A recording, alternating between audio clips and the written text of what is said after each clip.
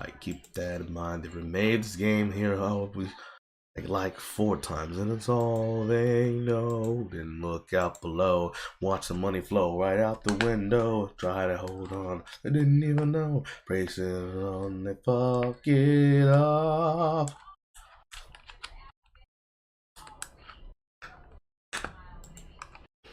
So boys, it's game time.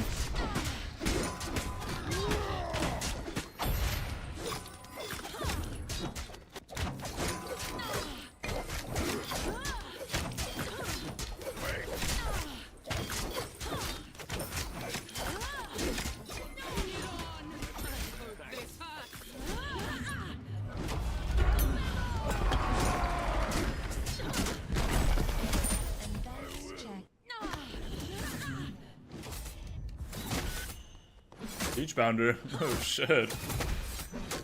They gonna find my beach? What the fuck?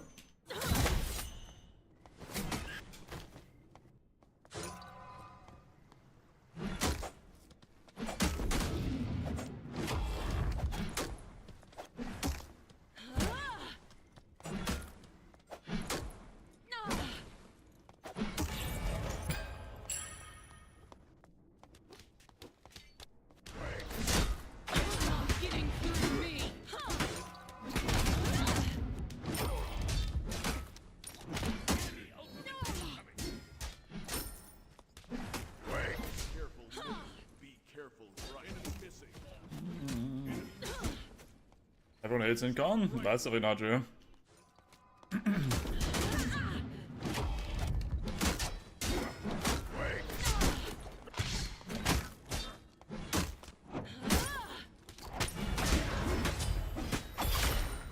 Sturdy. Oh, this gun's sick.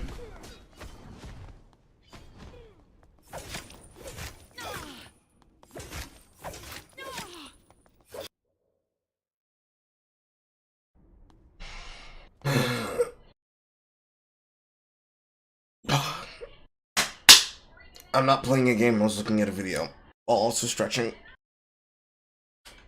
I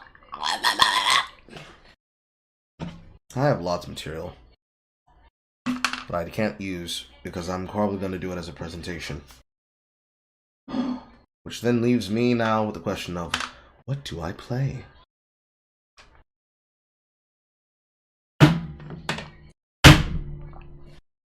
Because I got tired of editing. Got tired of the clips I kept having to go through. I'm just so mentally bogged down.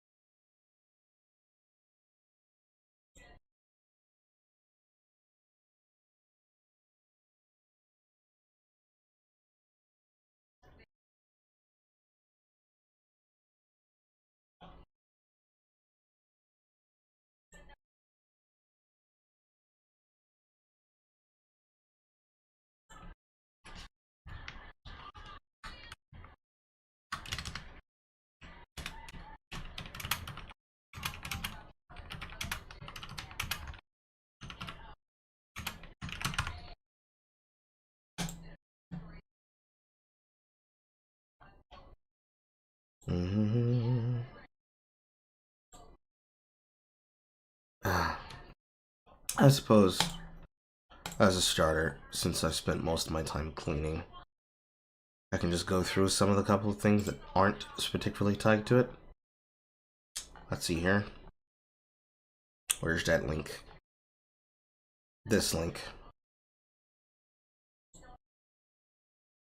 Oh, did this person take the... Oh, never mind. Why? Okay, I'm still there. Good. I was about to be concerned that this person fucking ran away from the fucking clout they brought to themselves. That was crazy. Anyways. This one. Hellfire put this video here for Gurkanaro. For some reason, that started at the midsection. No, she did. Okay. She did that. That's fine. And then there's this video from David Jaff that technically goes in hand with the shit that I needed to look into and look over to, but it was whatever it was. I guess we can start off with this. I guess.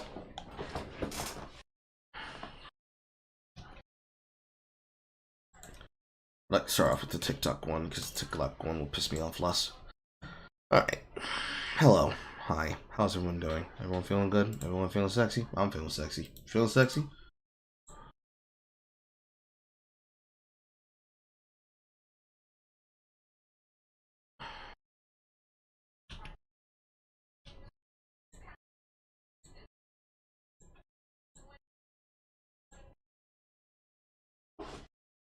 There we go.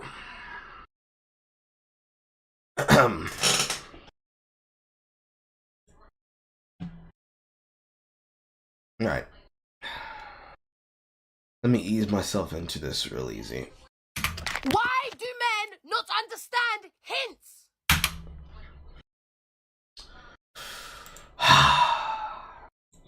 Now, you gotta keep in mind, chat. When they say hints, they're talking about they see a guy in public by himself, dicking dastardly, and they just look over him and they're just like, that's it, that's the hint. The hint is that they looked at you. Not that they looked at you, they walked over to you, they said, hi, what's your name? None of that. They looked at you. Therefore, that's a hint. Why do I have to spell every fucking thing out?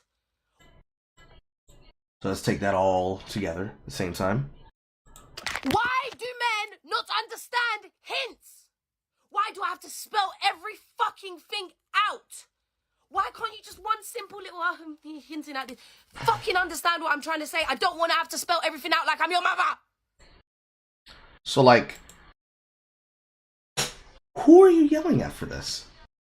This is y'all's fault. That's your collective fault. Carl, why is it their fault? Back in the day, men could socialize. And men could go out and have conversations with women. And women could be able to lead men with said hints.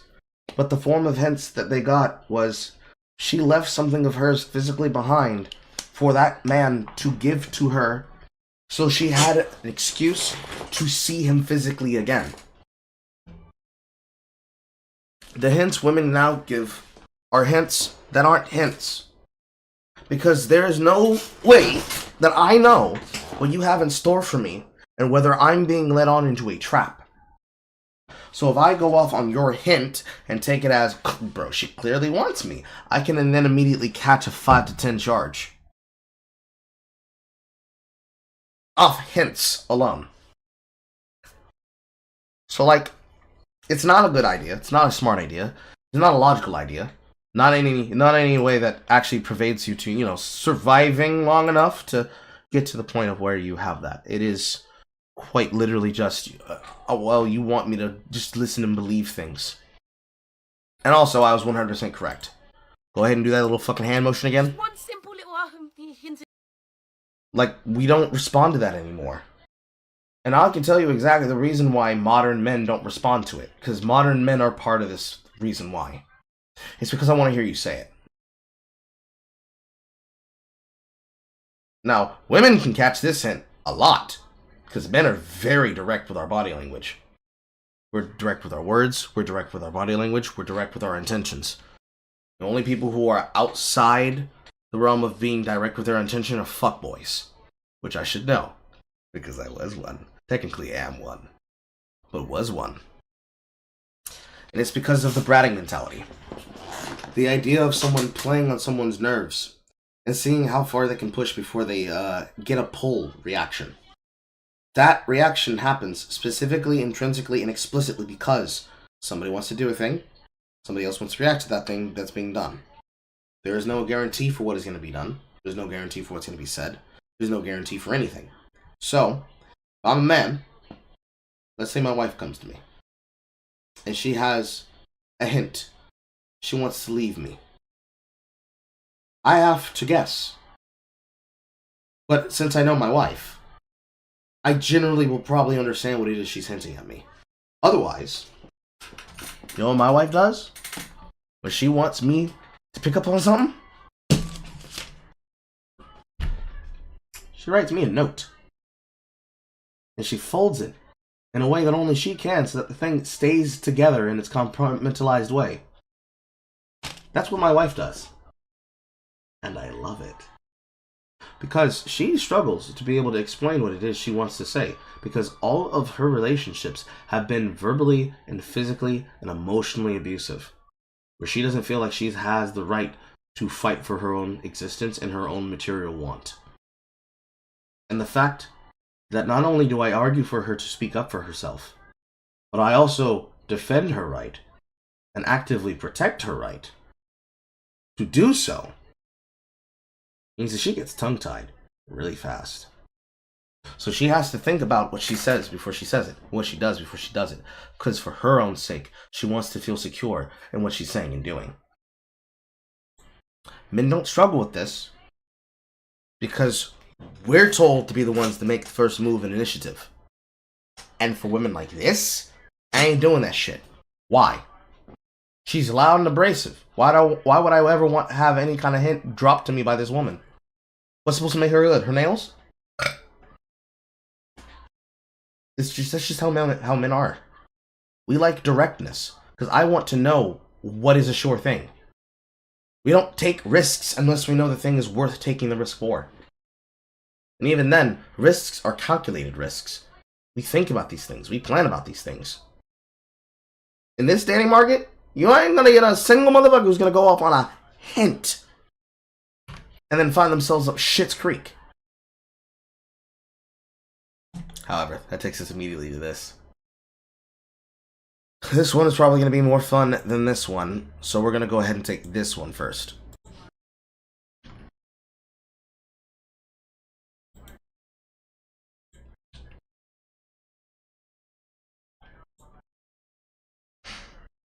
Beep.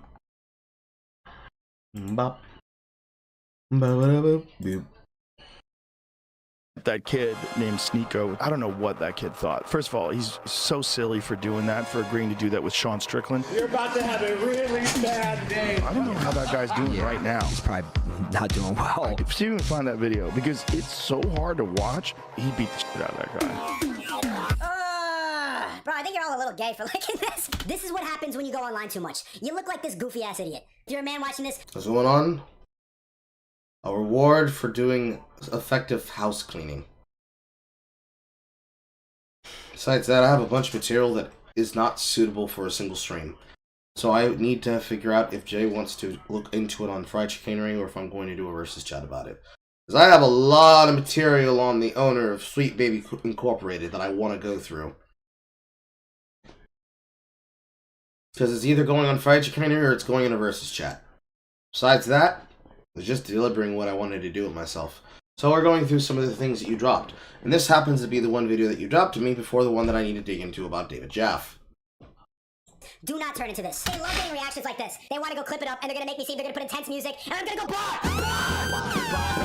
Bots do not.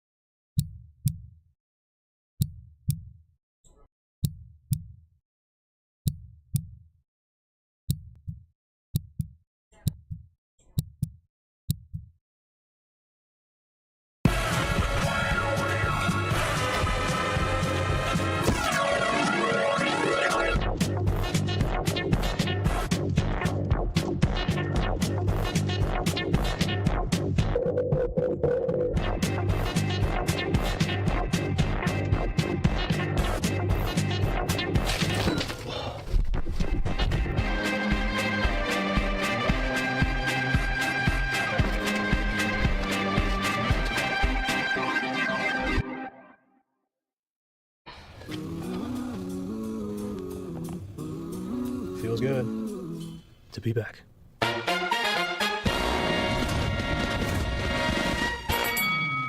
Self-help as a genre has gone through a lot of evolutions throughout my time on the internet. There's always been prophets and preachers, truth seekers, and self-deceivers. With the amount of options and personalities available to you, it can be pretty easy to get lost in the sauce. The Bible says God created the world in 24-hour increments. Evolution is nonsense. Equal rights could also mean equal fucking lives. I'm actually going to teach you how to grow a bigger piece.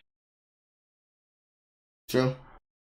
Gokunar has always been insightful. The problem was that his first shot was basically taken at Ethan Klein, who decided to pull no stops and no punches in trying to silence him.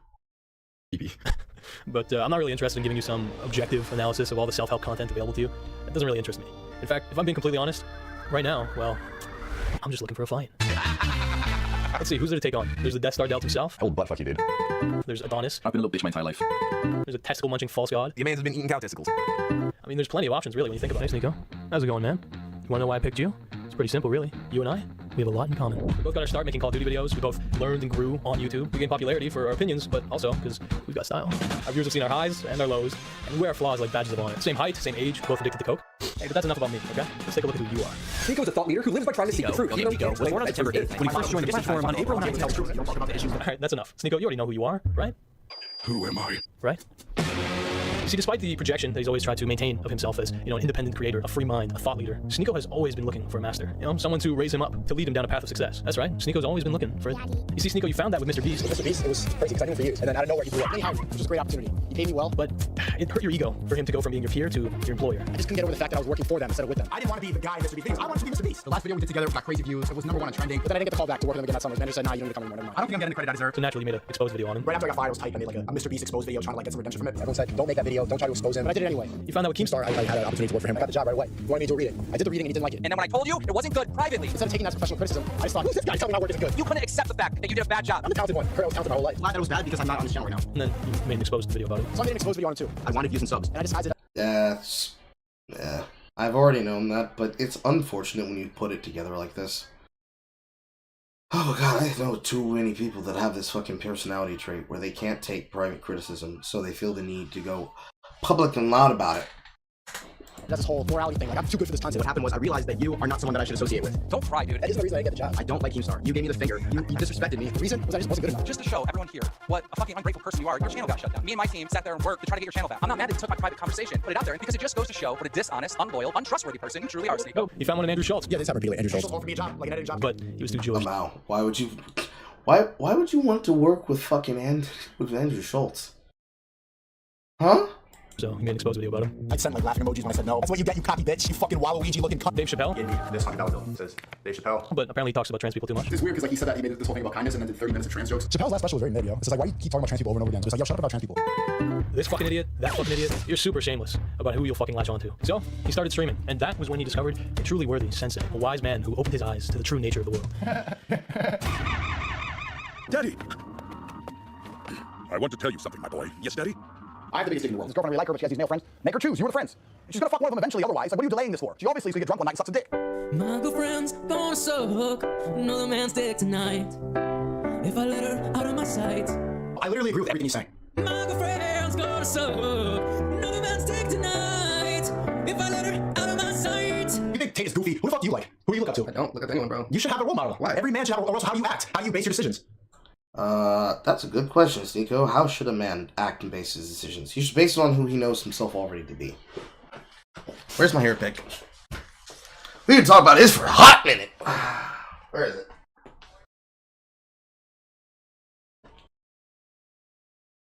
It's either in the shower or it's on my desk. And I don't see it on my desk, so it has to be in the shower. Hold on.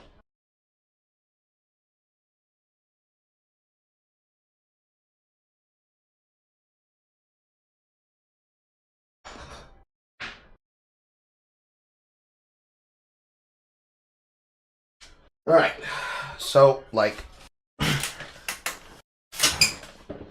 man bases his goals and his actions on a mentor. Yes, this is true. But the thing is that you can only be able to get so much advice from them before you have to start making your own decisions. And if there's one thing that I know definitely about Sneeko, is that Sneeko is the kind of person who needs to latch onto a person for clout and relevance as well as his new view source. And the problem with it is that every single time he latches himself onto that new view source, he basically abandons the old one and pretends that was fake, that was not the shit. And now let's talk about this new shit I'm in. He did this with all his people. He definitely did it with Andrew Tate. And his new Muslim kick, just the same as fake fuck bullshit too. He doesn't have any principles, he doesn't have any morals, he doesn't have any standards, because that's what a man turns to when he no longer has a mentor, no longer needs a mentor to look up to give them guidance. It is about morals, standards, practices, and values, as well as made traditions. You're not able to do this on your own, in which you make a tradition of your own, then you don't really have any standards and practices of your own that you really talk about. And Sneako's probably one of the best case examples of somebody who doesn't have shit. Oh, he doesn't need to get in deep to this? Good. Because you should. It's the most important part about being a man. What I think is right. Who do you think acts right? Who do you think acts wrong? Someone like Tate. You think he acts right? Yeah. Man, people who don't understand the appeal of Tate are so out of touch with what it's like to be a teenager. Tate lives the exact lifestyle that young kids have been programmed to desire since they were fucking born. He's rich as fuck. He's a fucking kickboxing champion. Fast cars, fast fortunes. I mean, hell, he's even having sex with the girls in these kids' classes. You're hot. I messaged her. She's like, I'm only 16. I was like, give a fuck about me. 21, I don't care. If he were to start lying and saying, I'm fucking all these 16-year-old women or 18-year-old women, whatever the law is in America. 18? It's 18 usually. He's married 16. Oh, he's Romanian 16, sorry. So Vivian's been with me 6 years. She's completely out of her, loving me. She wants kids with me, everything. And we met and whatever, we're in love. When I bring on new girls, I usually pair them with Vivian. Because Vivian's younger. Melissa's like 28, Vivian's like 21.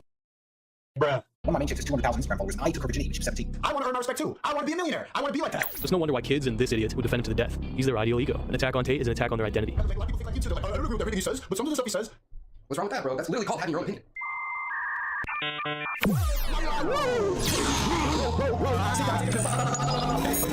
I am the super most freaking see the matrix. I want to be hero. You are all bots. John, put me to sleep. We gotta get rich. It's like a video game. Figure out the system and just play against it.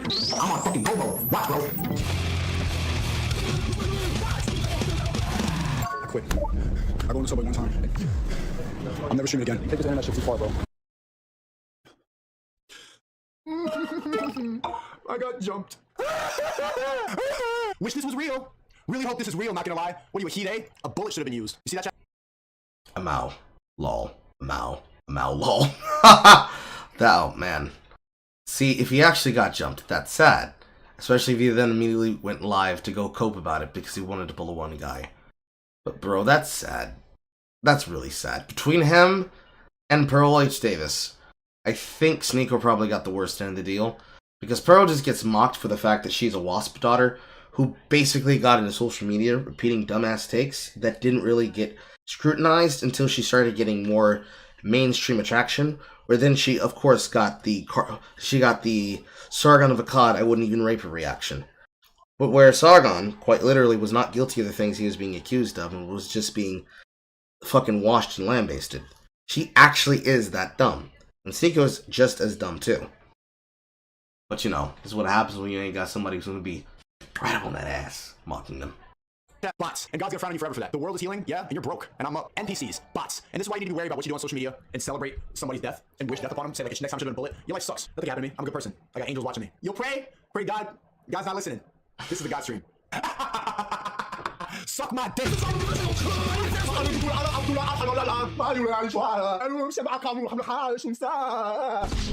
I'm never, ever disrespecting Islam again. It's not worth it. There's a lot of people very angry at me. A lot of Ahmeds and Mohammeds are in my DMs. And they're very... I'm getting a lot of death threats, personally. It's a lot of people take their religion very seriously. They're a religion of peace, but they're told to act in violence if someone's disrespecting. That's just their rules.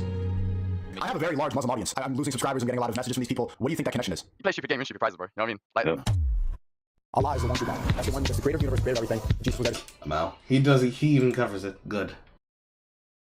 His message: Muhammad was a prophet. We are all his creation.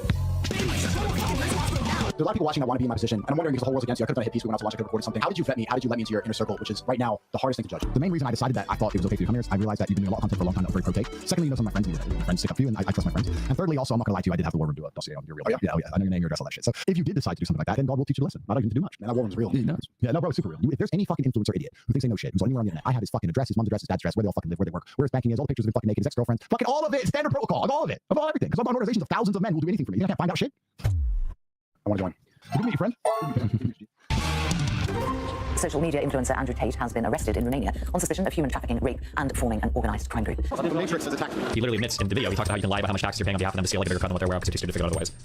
What law is that breaking? It's illegal to make girls fall in love with you? For the express purpose of bringing them back to another country to make them work as cam girls? Yes. So sex trafficking. Yes. That's called pimping. Yes. You never had a girl fall in love with you? Did he actually say he took their passports? Yes, he did say that. Okay, so that's how they can't leave them. He actually takes passports. He probably lies and he says for tax reasons. They could ask for it back. I'm out. Actually, we would make a great double date. I like you on the left. Girls, I want to kiss you guys. How old are you? Underage. Well, you just... Like how underage though? Like your birthday's next week type shit? You know, I'll be turning 15 in a month. Ladies and gentlemen, you got Look, here's the most important thing to understand about Sneeko.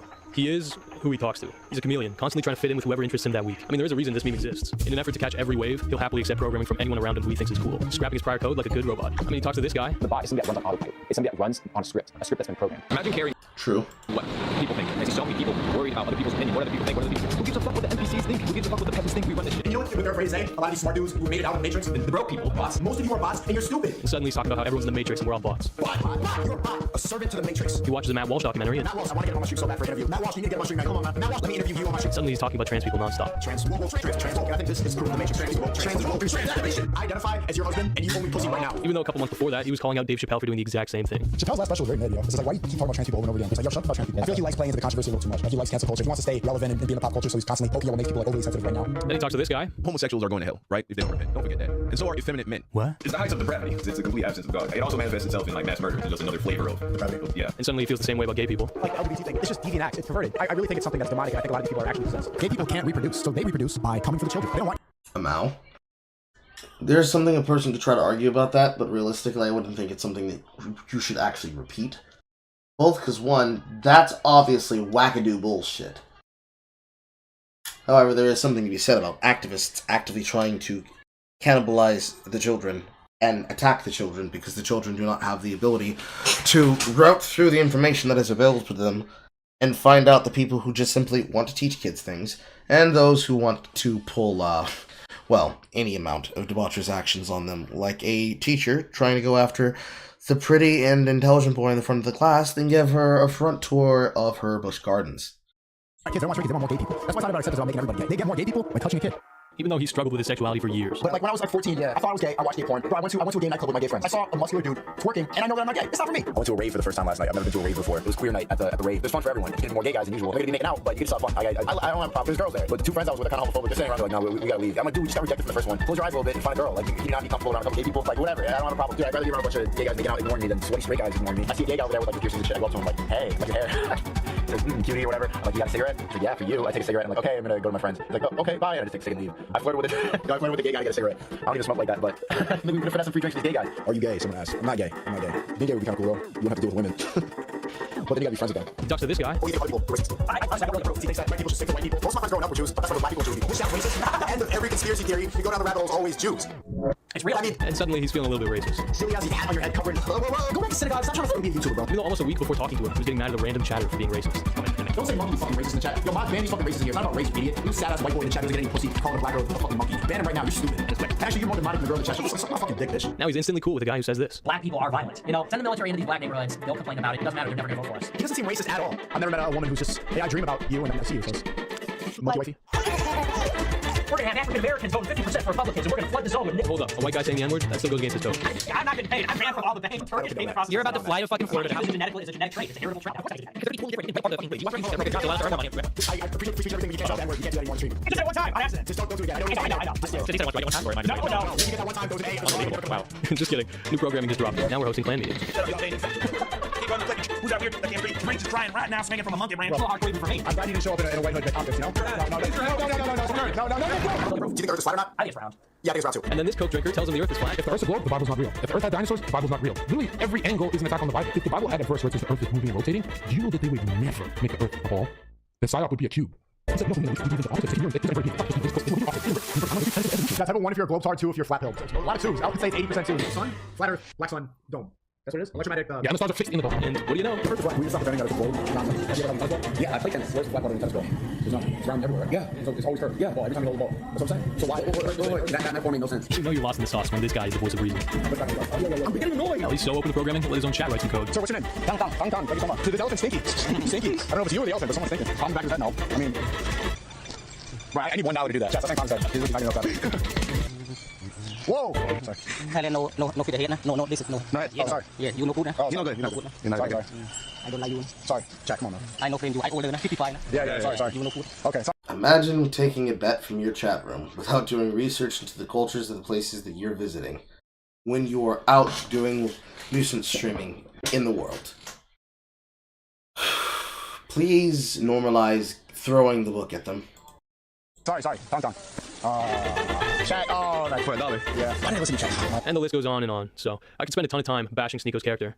and I'm going to. But when he says things like this, What they choose to get angry at is the messenger instead of the message. What they should be angry at is the elites, bro, the government, the powerful people. But that's how bot-minded people are. That's how programmed they are. he's right. You see, when someone like Critical makes fun of him for being a cuck, You are a cuck. Self-admitted. He was literally in the bed watching his girl get fucked by a different man. And you allowed the love of your life to get fucked by another man. he can just say that he regrets being in an open relationship. Around 3 years ago, when I was 21 years old, I went to a swinger party with one of my girlfriends and joked about how traumatizing it was on a podcast. I don't do it anymore. I don't recommend it. When he gets attacked because Cuties is his favorite movie, Cuties was a Netflix film that used real child actresses in sexual situations, so they sexualized real children. he can just say that he agrees with the Muslim values that it presents. She goes from a good Muslim girl to a degenerate wokie, lying, twerking, and fighting, and it blows up in her face, and her family's disappointed, and eventually she reverts back to Islam. When you call him a fake alpha male, He himself is not great when it comes to relationships and all these things. you can just say he's an aspiring alpha male. Want to be alpha male, Sneeko? Oh, this alpha male. I don't think I'm an alpha male. I've never once called myself that. If you call him stupid, he'll just say, I'm stupid. and he'd be right. But the point is, it's his message that he's always leaning on to validate what he's saying. So in this video, I'll be taking a look at that message and the people who've been rewriting his code along the way. Because yeah, when it comes to these guys, at the end of the day, their goal is to program you. So where better to start than by asking the simple question of... It's just funny because when this guy talks about what men are, it's such a fucking self-report. How come I'm with, like, in college and I'm with a girl who's like, you know, good girlfriend, whatever, the craziest college girlfriend. I'm like, I want to cheat all the time. I just want to keep cheating. Like, when I do that, people say, oh, you're so mature. You need to settle down. I'm not a bad person because I want to cheat. That's not the natural. Monogamy is for women. Masculinity is when you cheat on your partner. You can't True. maintain your masculinity and give head to a woman. Masculinity is when having sex with a woman makes you feel gay. True. That makes sense. They're the ones teaching the books. You should be fucking playing Legos with the 5-year-old. Make a macaroni piece, bro. Like, stop trying to fucking... I have a book. Shut up. Masculinity is when you can read books.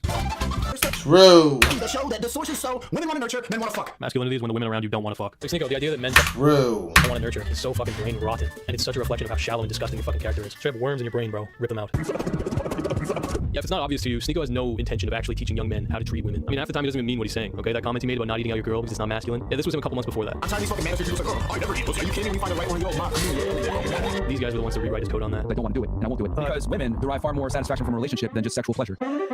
So, feel me? You put it, and then I can't recreate that motion right now and still maintain masculinity. Yeah, I mean, he rode the women-hating wave super hard while he was getting popular. But when the critics, the contradictions, and the consequences caught up with him... There's a war going on masculinity. Well, now it's about preserving masculinity and doing what's best for the youth. They want you to be weak, and men are being men anymore, and women are becoming men. Now the Matrix is attacking him. The Matrix is real. And he's taking responsibility for the dangers of big tech. Big tech CEOs are running the world. These people have all the control. This shit is a real problem. And guess what? I agree with all of these things. But Sneeko and Tate...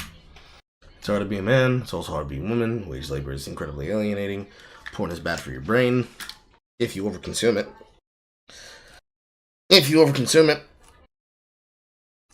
If you're not able to realize that most porn, especially the fact that after the internet purge for amateur shit, led it to people basically not being able to find the shit that was like the realest, bust a nut in 50 billion minutes, just randomly for any desire. I turned on a camera and decided to pipe this girl down.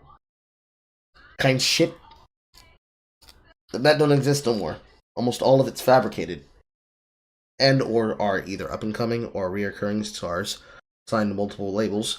Obviously, that kind of porn is bad for you, and you should not recreate it.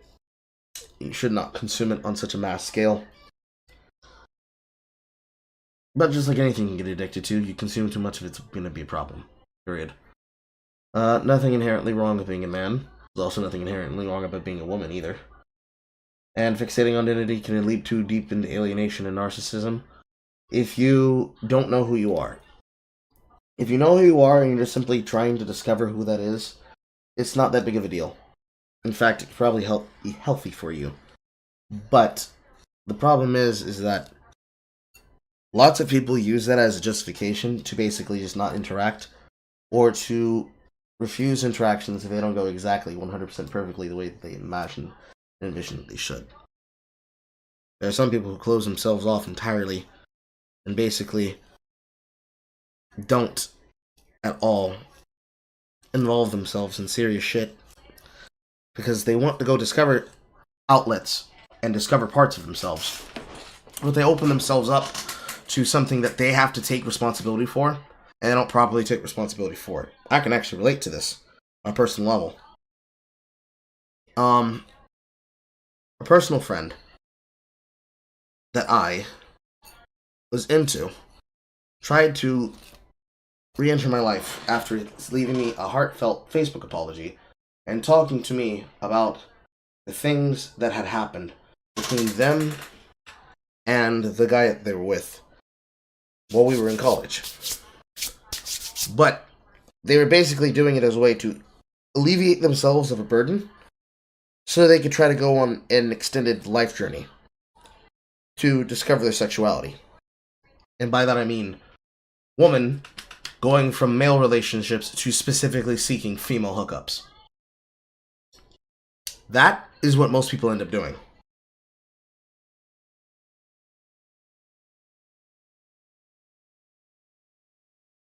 It's just obviously fucking stupid, lame, and gay, but people do that. And of course, social media platforms have way too much influence on our culture. I would say it has less to do with the social media platform, and it has more to do with the things that are pervasive in social media culture. Which sounds like an oxymoron, but the social media microblogger platform isn't the thing that has too much influence. It's people putting too much value in that influence and putting too much value in popularity, virality, and clout. If you remove the idea of having a person getting involved in something, like going viral on the internet because you're involved in something like Sweet Baby Inc., for example, or what happens commonly, going viral because you did something like, oh, I'm a female influencer and I decided to host a gangbang for my birthday. Ayla. Or you're like myself or Poe, but you have the bad kind of personality where you feel that because you go viral, it means you can try to take a shot at people who have done nothing to you. Keffels, for example. That kind of thing all comes with their pros and cons. When you obviously think about it, obviously, there are things that make some things worse or make some things better. But on the overall sense of it, it's easy to agree with a bunch of these things and address them. But then you have to talk about them deeper. Most people do not do that. When it comes to social media platforms having too much influence on the culture, people just need to learn to turn the fuck off. But they don't, because they care more about the visuals, and they care more about being seen as deeper in the shit, than they actually do about caring about the things that actually matter, which is the inherent value that they bring along with it, should they get deeper involved in it. They knew that these pretty universally accepted truths weren't enough to gain a massive audience. They needed a competitive advantage. And what better way is there to attract teenagers to your courses than by giving them someone to hate? To validate their victim complexes, not by taking a look at the real reasons for the disenfranchisement. No, by scapegoating modern... No, you see, you don't understand. Sneeko gets slandered all the time. He actually loves women. He said it himself. I'd rather ask and let people look dumb than, show how much I hate women. Because I do hate women. I spent a day at Sneeko's intern. I don't agree with a lot of the stuff that Sneeko says in his videos, but I do really feel like he's doing something on the internet that's very different from anyone else, and I think he has the potential to have a very positive digital impact. Consciously making the wrong decision and talking about hating women. You know what I mean? Do you really hate women, though? Yeah. Really, Sneeko? Is that right? But I don't think that you actually hate women. If you actually did, I would be friends with you. That makes you feel better. He just doesn't like those back-talking type women, you know what I mean? The ones who value their independence a little bit too much. What I want you to do is just be pleasant and smile and comply and obey. I want you to shut up and clean and stay home and don't do anything. Just be an object in the crib. But isn't that what guys really want? We're just all afraid to ask for it. Masculinity is when you want to have sex with a Roomba. You know what I'm girl message me, oh my god, do you want to go get a drink? And I'm just like, question mark? And then get triggered and respond, do you really? And then you just get triggered, blah, blah, blah. And then she gets mad, okay, don't waste my time, because you got nothing else to offer. Talk to women like this, and the ones who still respond after that, they will definitely confirm your negative biases. And then the sex is already established. I don't need to pretend like I like you and your bangs. I just want head. And so either she laughs it up or something like that, we can have a combo. We already know why I'm here. I don't care about you. You're not interesting. I want head. Hey, remember kids, in life, a lot of the times, you get exactly what you're looking for. If you want cheap, transactional, hollow relationships, well, don't complain when you get exactly that. And you can be gay as a woman and it's fine, we'll still fuck, but if you're ever gay as a man, bye. You need to understand women and feminine nature, but you can never act feminine, because as soon as they see that, they sniff blood. Women hate feminine men. They hate it. It's disgusting to them. So, the problem is not women hating feminine men. And of course, this is just an easy dunk. This is it's an easy ass dunk. Let me go back. This is just an easy dunk because all of these are not a case example of feminine men. These are a case example of trends of masculine presentation. Hate it. It's disgusting to them. So, you're already off the fucking top of it. The male heartthrobs of the last 50 years. But all of these people have things about them that bring that particular attraction to them based on either their natural looks or the brand that they've made about themselves as they grew. You've got actors. You have technically actors / musicians. Timothy Chalamet is probably the best case example of this. More singer-songwriters. This one is a bit fucked because, you see, if you want to talk about any person who was a part of something like One Direction, you're talking about people who appealed and were made by record companies to appeal to those women as girls, who then further became attracted to them later on in their lives as heartthrobs because they then did the counterculture thing that he's doing here, which is a bit cringe in my opinion, but he decided to throw it in there. Example of men just having long hair and just existing during a time where androgyny was just normal. Again, men just existing during a time in which androgyny was just normal. Again, men just existing at a time in which androgyny is just fucking normal. Which also goes really against it, because the entire point of Kiss and their presentation style was specifically to be eye-catching and to go against what you would have expected. No one would expect a man who dresses like Ziggy Stardust to look like a person who just came out of a fucking cult sex dungeon. But of course, points. Can you really use this? Can you really use this for fucking Aubrey Graham? Can you really? I don't really think you can use this for Drake. Then again, he can't beat the Anita Maxine allegations. And of course, Michael Jackson is Michael Jackson. Despite the fact Michael Jackson was an absolute fucking playboy. But again, besides the point. Honestly, this guy's borrowed so many stinky-ass opinions. If only there was someone to clown on him every time he tries to push this cringe programming on his audience.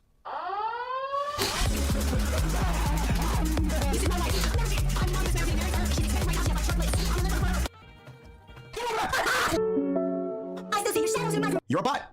Do something. You care so much about women. Where your money at? You make me angry. I want to release all my hate on you. Everybody gonna know what is a woman after I'm done with you. Quantity over quality over hoes. As soon as they stop making sense, you call the other over. But try to get pussy as quick as possible and dip. What is cheating? I don't get the obsession with modern women. You actually care about your wife so much that you get a second phone, get a hotel room, maybe another apartment to protect your feelings. That's love. Cheating is love. No, I agree with you. They sound like actual kids, bro. They sound like me when I was 8. Women do not want to have to think independent and masculine like we do. So women are always, they're at their best when they operate like children. Oh, God, just said that. So why, you see how they let you believe that this grooming thing is like terrible? Like, why is that bad? Look at you. Saying that confidently on camera. Look at you. Are you kidding me? What happened? Who brainwashed you? Who told you that was okay to say in an interview? Disgusting. Haram. Down to the average American girl. Am I just dumb? Yes. Okay. It's a good fit. This is my favorite one. I love what he's wearing. It's so poetic. Sneako's a deeply insecure individual, okay? He's constantly looking for validation with everything he does. Just take a look at his reaction to Amaranth rejecting him on a dating show for being too broke to provide for her. You're a very beautiful girl, but I would need to have more than one, but you could be one of them. Okay, Sneako definitely out because I just don't think that he could be the provider that he does. Good luck with OnlyFans. I'm mad at it. I'm not mad at it. I'm not mad at it. It's just a dating show, though. What the fuck?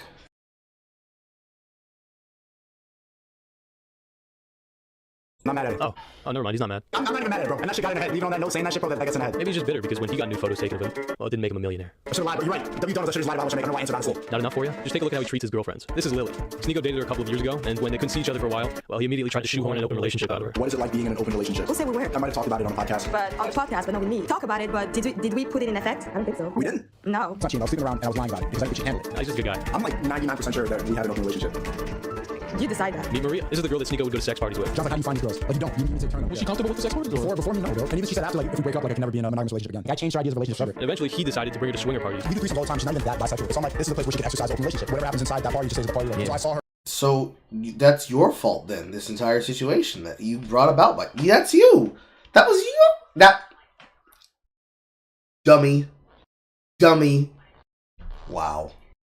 I've seen her fuck other men. First time, as soon as I saw like 3 pumps in, I just got up and walked. I was like, I can't. I wanted to hit him. I was just getting tight. I'm gonna be real. I think that this took massive balls to share that story, knowing he was gonna get roasted. I remember thinking like, wow. Genuinely, when I watched it, I was like, damn, bro, respect. And while Maria seemed empathetic about it, What really like made it feel like I was close to her was that as soon as I left, she knew that I was comfortable that she left too. If I'm not comfortable with it, she didn't want to partake in it. Yeah, we were close after that, for real. the rest of the internet, they weren't quite as polite. You watched another guy have sex with your girlfriend. What kind of cuck shit is that? I feel like this experience, along with Andrew Tate, just really soured your brain, bro. Fuck you, bro. Before jumping onto the red pill wave, Sneako describes not being in an open relationship as That's toxic masculinity. Like, I should be able to get past that. I wanted to share this and talk about it because I feel like you should try to see your girl get dick down. I think it will really test her ego. It's going to test her masculinity. Ideally, you don't have 3 girlfriends. Did you ever say that to your girl? This generation thinks wearing a dress is new, and David Bowie wore one during a time where he gets his teeth knocked out. True. There is some caveats here, though. The problem is that they don't think that it's new. They think the reaction that you have to seeing them in the dress is new. They're not wearing the dress because they want you to know that they are comfortable wearing a dress. They want the reaction that comes from seeing... Where is an example? Where's the example? Hold on. There's a picture that I saw on Twitter. Men wearing red heels. There it is.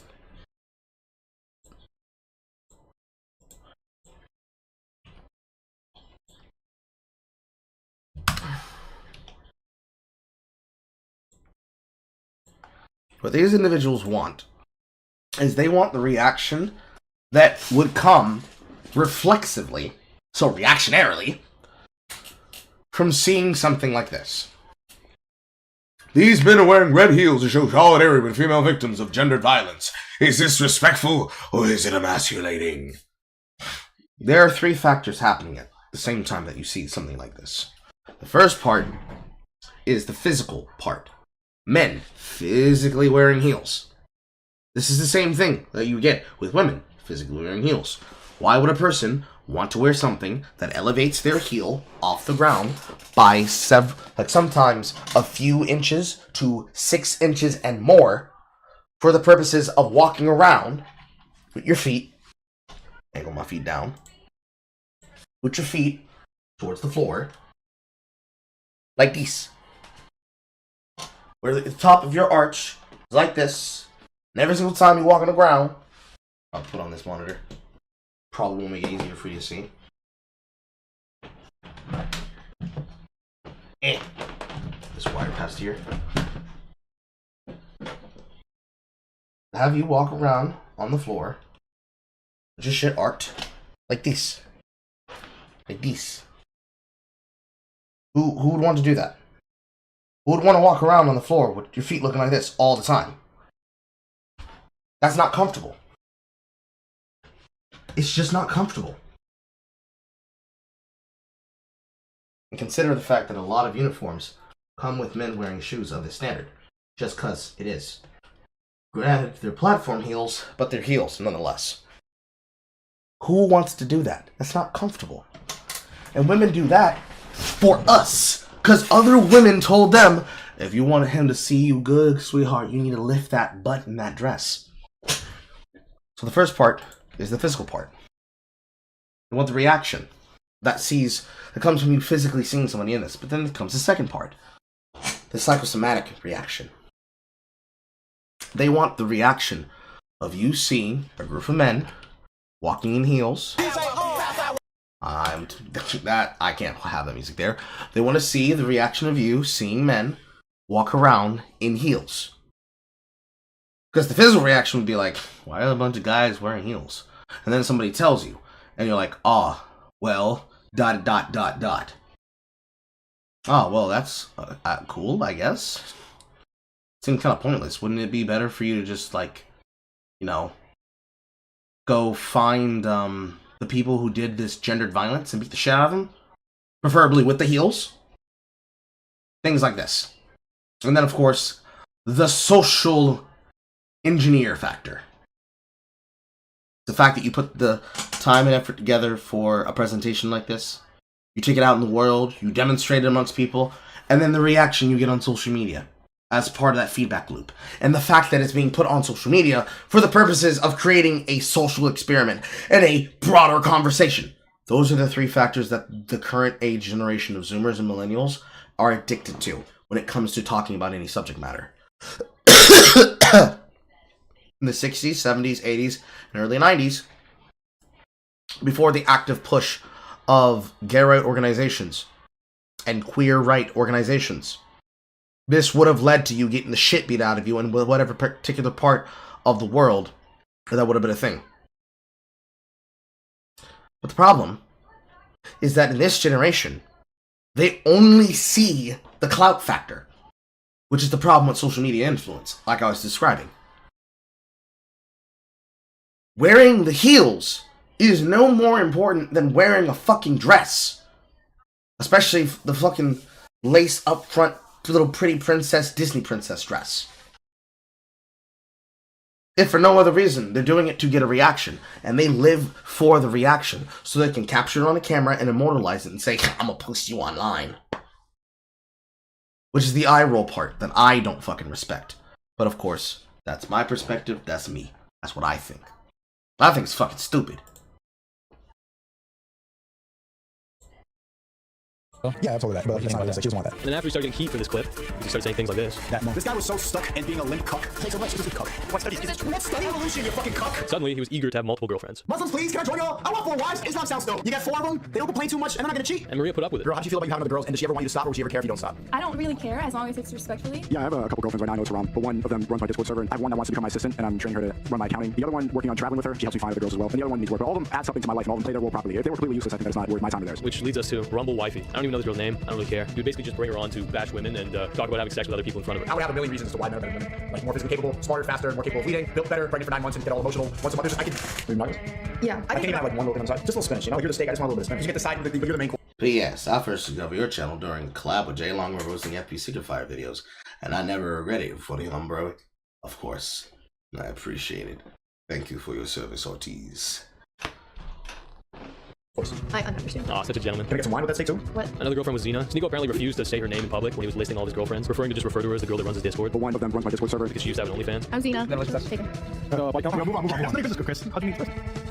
Well, you see, the thing is, how much is president? You need to talk to her. Oh, is it you? No, still talk to her. Yeah, she made a lot of claims about him when he cast her to the side. I don't really care if it's true or not, but him getting someone this pissed off, it kind of speaks to how he treats his women, right? They're not my girls, and I never fucking said they were. Just because a girl falls in love with me doesn't mean I'm responsible for them. That's literally the biggest culprit. Why? You know many girls are burning hell for that. Sure. How did she fall in love? Was she just a stranger, pen pal? Pretty bro. A lot of the girls. I'm not even talking about one girl. I'm talking about many girls that fall in love with me. I don't do anything. This was a... I'm out. Quick playback. Roll it back. Zoom in. Enhance.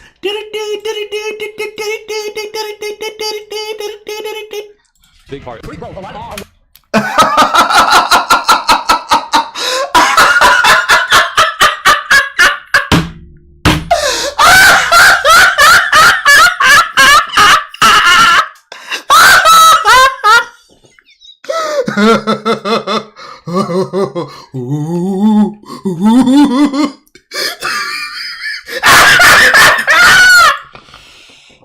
Let me not blow my voice out, but goddamn. And now begins the coughing. There's a level of hilarity that can only exist when you lie publicly enough that people will catch you. And this is that. It is hilarious that he lied about that.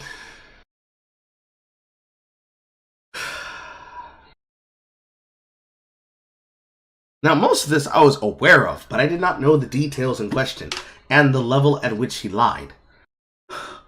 Bro. You're on the couch with her in your lap on the keyboard while she's making out with somebody else.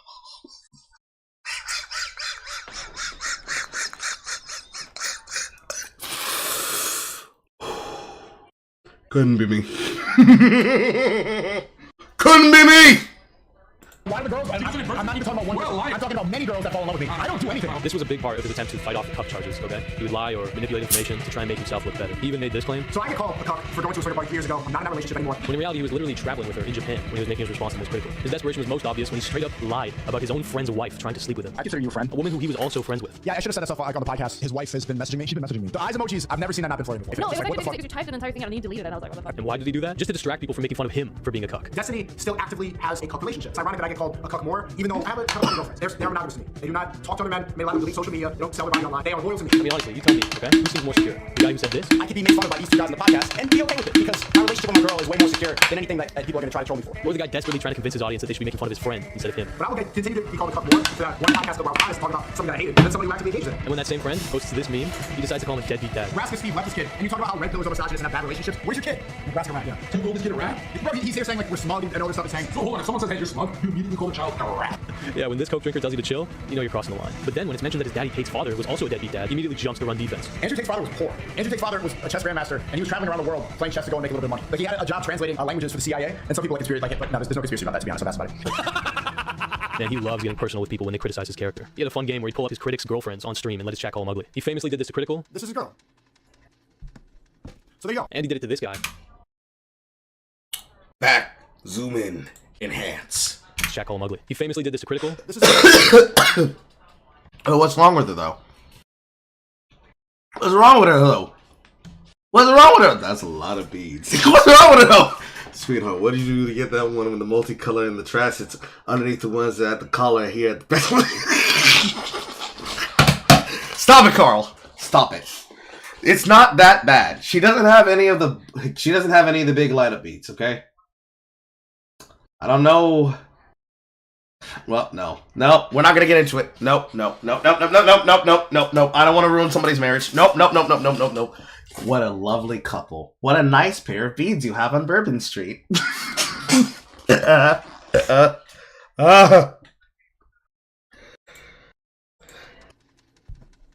there you go. Andy did it to this guy, but in that case, it wasn't his girlfriend. It was his underage daughter. Why is he doxing someone else's girl? Okay. Bringing up a public picture of someone's partner isn't doxing. However, it is wrong for him to bring up Critical's girlfriend / partner / romantic, baby mama, whatever, because they're not involved in the original discussion.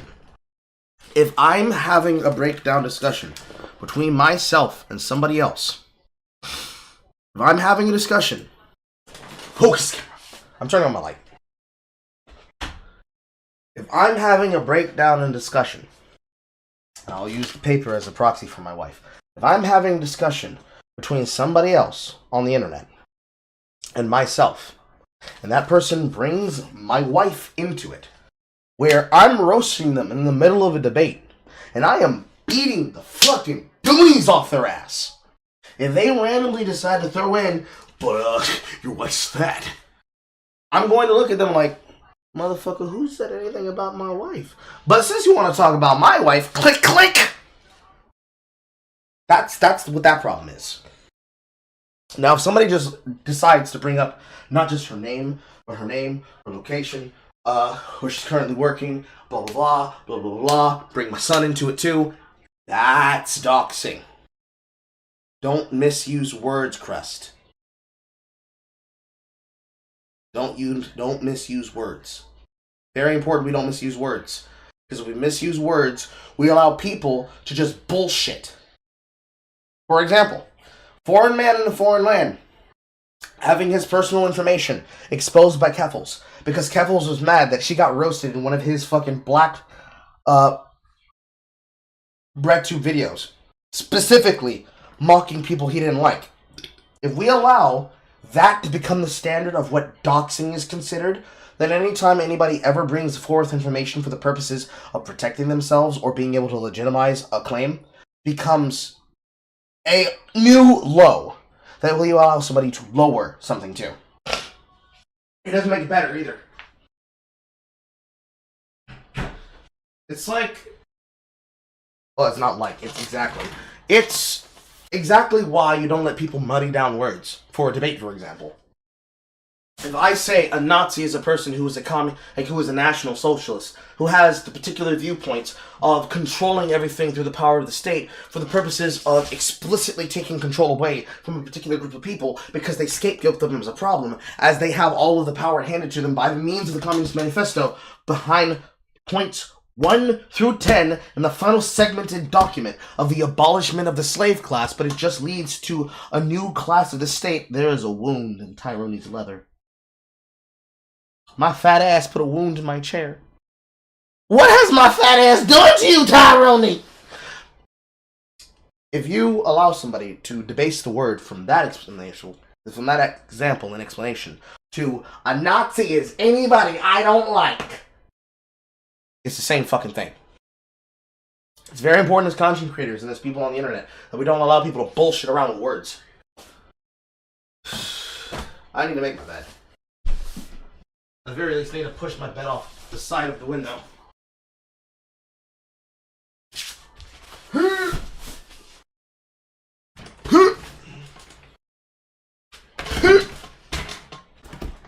need to get a new bed is what I need. Anyways, that being said,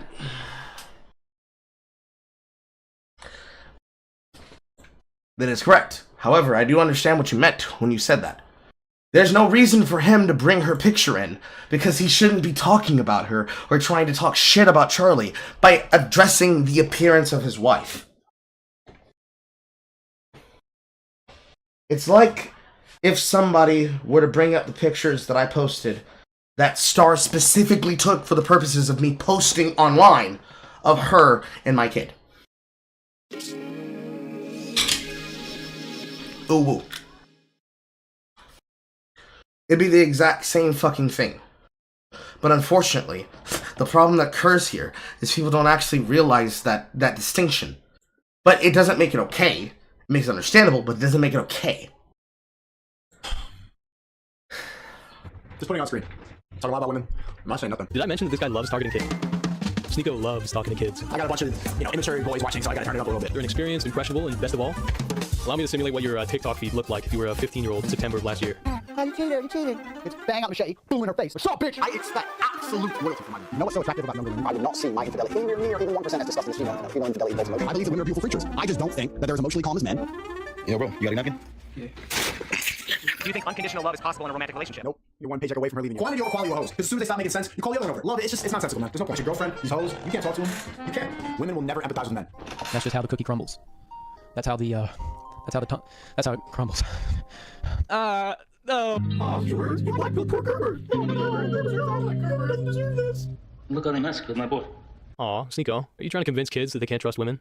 Yep, you're ruining their chances of ever being in a true, honest, trusting relationship. I mean, this was the plan all along, okay? Sneeko knew that targeting kids was the easiest and fastest way to get clout and money, so he leaned into it, saying all the things he knew they wanted to hear. She wants your money. They're like leeches. All they do is take, and they get happier, and we get sadder. You have to earn that money, she takes it. You're better. I have a boy today, 11, turned to a girl until she uses men to make money, and at least he's a hardworking man and he works for his money. I'm gonna start being in this category. There's gonna be teachers pretty soon saying this shit about me. No, that kid seems pretty base to me. No, cook me a meal and shut up. You think about going to college? You don't. Women need to be objectified. She's an object, and you're everything else. Oh, like that's his opinion, though. That's his opinion. He's just speaking his mind. You know what I mean? Hey, Sneeko, did nobody tell you? Opinions? They're like assholes, okay? Everyone's got one.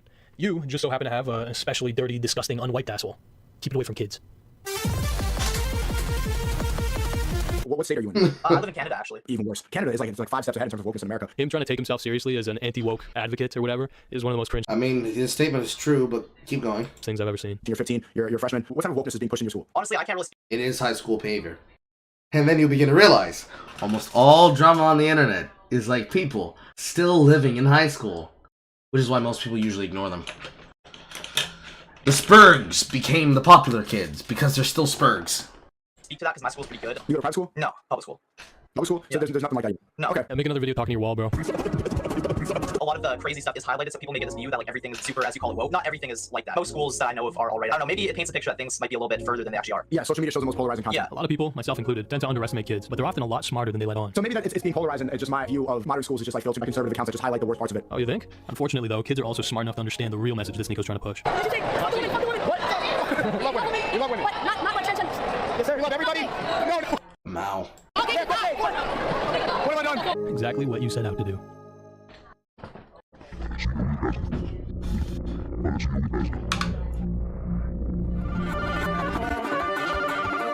One of the only apologies I've seen Sneeko make was to the Islamic community after he did this. Did he apologize because he was actually sorry? Not really. It seemed more like he was scared. It's not worth it. They're a religion of peace, but they're told to act in violence if someone's respecting. Not just for his life, but that he'd alienate his own audience. I'm losing subscribers. I have a very large Muslim audience. You see, the gays, Jews, women, whatever, all those bridges have been burned. But Islamic kids still think he's cool. Hello, my brother Sneeko. You got your fans out here in Scotland? And, I mean, when he said this... Muslims, please, can I join y'all? I want 4 wives. Islam sounds dope. Good women. You got 4 of them. They don't complain too much, and I'm not gonna cheat. He really wasn't joking. So people like me talk too much about wanting to have 4 wives, and it's falsely representing Islam. God says very clearly, like, if you can't be just and you can't provide and give everything to all of them equally, just have one. If you can't even do that to one, then don't even have one at all.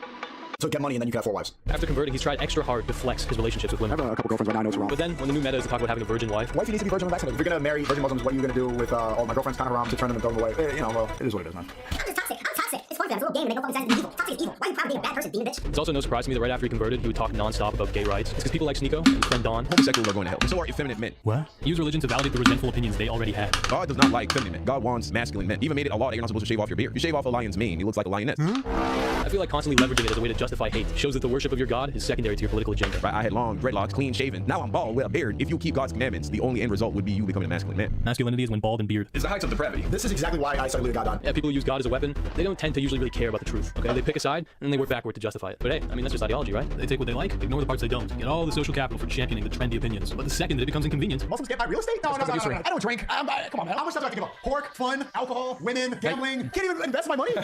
I'll read my Quran. I'll talk to scholars. I don't live in a mosque. Yep. I mean, you're only not allowed to invest your money if you're not a Saudi Arabian prince. So what do you do for a living? By yourself? With dudes. You could be one of them. I want to be as soon as possible. Haram. There's only two things that matter, and that's clout and cash. You know, it's just funny because a lot of people hit Sneeko with the, oh my god, who hurt you? Who hurt you, Sneeko? Yeah, I'm gonna say like this. Yeah, who hurt you? No empathy, no understanding of what men are like. For me, when I see guys like that, I was in private school my entire life, all for scholarships. I never got like the black talk. And suspended for bullying a kid. Cyberbullying doesn't even count. saying things like this. I just want to take your bun in a fist and then slam it down like I'm mashing butter. You would never have the fucking balls to say that shit to me because you know you would get smacked up. Chat, me and you, we get in the cage. Who's winning in a fight? Does it make you feel big? Your bangs aren't gonna protect you. You're gonna lose. You are weaker. Your dumb mouth that I want to. It's something. Threatening this guy, threatening that guy. He hasn't been properly. Shut up. Yeah, come here. That's what she needs. I find it's very rarely the case that there's some deep hurt that's making me say that. I'm handsome. I'm tall. I'm in shape. You wish it was me. I recognize one of those. Threatening that guy. Oh, look! It's a recent black male made black female. Oh, god damn it. Why did I have to go down that fucking rabbit hole and rediscover their content after they chose to make their fucking visual change? Why did I do that to myself?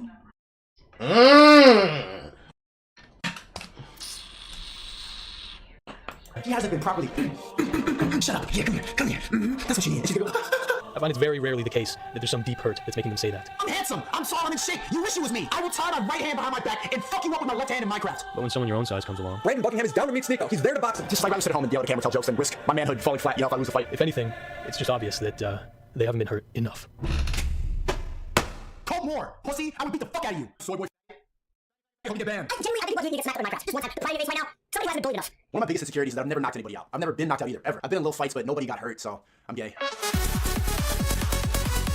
Don't just get in the gym and lift weights because you're doing that to get the perception, the aesthetic, which is gay.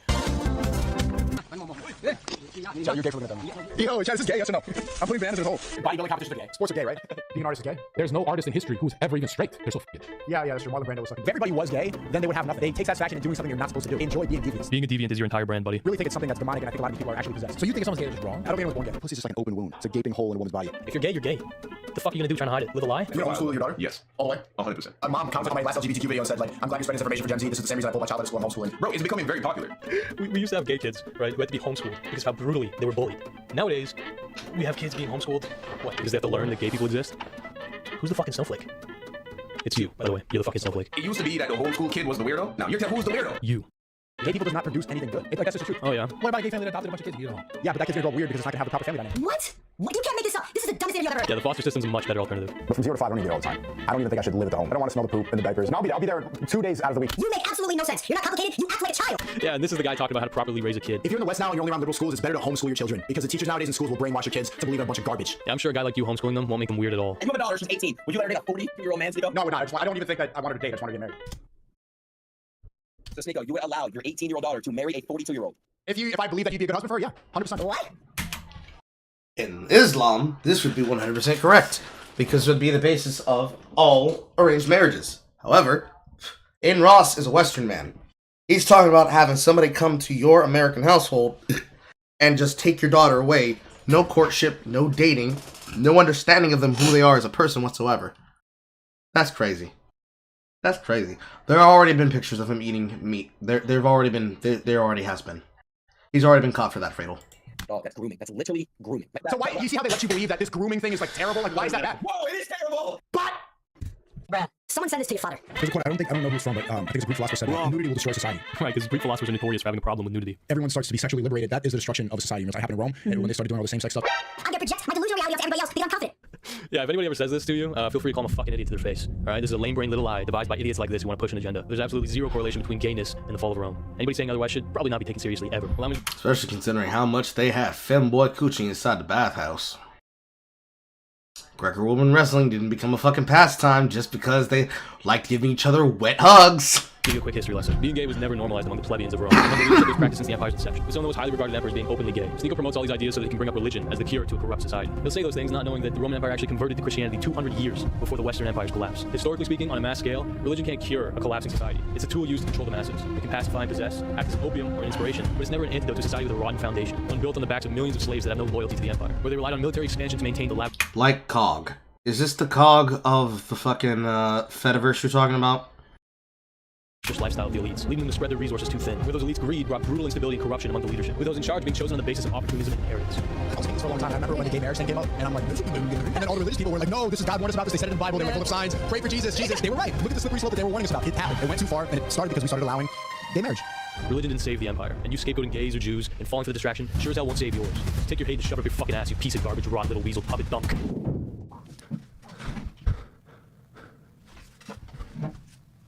Yes, I know about COG. I am part of the sector. This is not new news. He who fights with monsters should see to it that he himself does not become a monster. And if you gaze long into the abyss also gazes into you. Who's there? Who the fuck's there? Who are you? Great question. I guess you could call me your room wallmates. We're wallmates. I'm living inside your wall. Yeah, I'm not. Yeah, Look, I don't give a fuck. Look, I don't care, okay? Please, just pay me rent. Oh, yeah, I see. You don't even care about getting to know me, eh? You just want my money. It's all about money and status for you, isn't it? Read the room, bro. I literally don't want to deal with you. Really, dude? You think I'm the problem? I've been living in your walls peacefully, minding my own business for 4 months. You're the one that's been rambling for 40 minutes straight about some e-celeb everyone forgot about a couple months ago. Look, I can't afford rent right now, but I actually just invested in a course. And I think that if you give me a little bit of time... yeah, just, you know what? Forget I asked, okay? Here, take this. He's cute. What's his name? His name's Hubert. Oh, by the way, what? All that stuff you're saying seems really negative. Like, you're using a bunch of people that you don't like on the internet to justify your anger, and then, channeling that anger towards just tearing them down. It might resonate with immature, angry people who are happy that you're angry at the same person that they're angry at. But there's no way to grow when your livelihood depends on having something to hate. Maybe you should try looking inwards before you post all that angry stuff online. Seems kind of unhealthy. You know? You might have a point. Hey, you gonna piss or what? My opinion about the Kano Casino is that it exists. It exists. There's a decent amount of people who compare Sneeko to Kanye, and that might be true if, you take away all the good music and leave whatever's left. I'd say there's a lot of things that I love about Hitler. A lot of things. Yeah, they're exactly like. You're right. I love it. I'm like, did you really? Am I hearing this? What were you thinking? Well, it wasn't really surprising because those were some conversations that have been going on for the past couple weeks. So for us, it wasn't really anything new. Now, for those who don't fully understand the concept of being a white nationalist, people like this guy, people who basically, if they had their way, there'd only be one race, right? In theory, their ideas are impractical, illogical, and worst of all, cringe. Go! Next one, is in the house! Let's flip and go. Roybers are in the building. Yeah. Bots, all of them, just mid-whites with nothing to do in their life, bro. Just, what are you doing? The whole age of consent thing is really a feminist social construct. I gotta find my 16-year-old wife. Probably when I turn 30 or something. Let's say I get married to a 18-year-old. When I turn 40, she's gonna be 34. Ew. I want a 16-year-old who's untouched, pristine, uncorrupted, innocent. That's what we all want. Masculinity is when you want to fuck kids. True. Masculinity is when you want to creep teenagers. True. But in practice, well, it's just genocide. One more election where white people can make the decision. The white people got to make the right decision, and then Trump's got to get in there and never leave. That, to me, at this point, is a pathway. We need to have something like a white uprising, politically speaking. Yeah, despite their best efforts, usually goobers like this are pretty bad at hiding their true intentions. But that doesn't stop them from just lying about their positions. Okay, they'll say that they're pro-democracy or pro-free speech. Yeah, don't fall for it. Are we even pro-free speech? No, of course not. But we have to use this platform in order. So we're being radically honest here. Yes, radically pragmatic. Yeah, it's very easy to be pro-free speech when you have no power. It's gotten to the point where people now associate the right with freedom of speech, which is historically insane. Most of them aren't even against cancel culture today. And back in the day, they were all for silencing opposition or banning subversive material. But nowadays, honestly, just lip service is enough to fool a lot of people, including... True.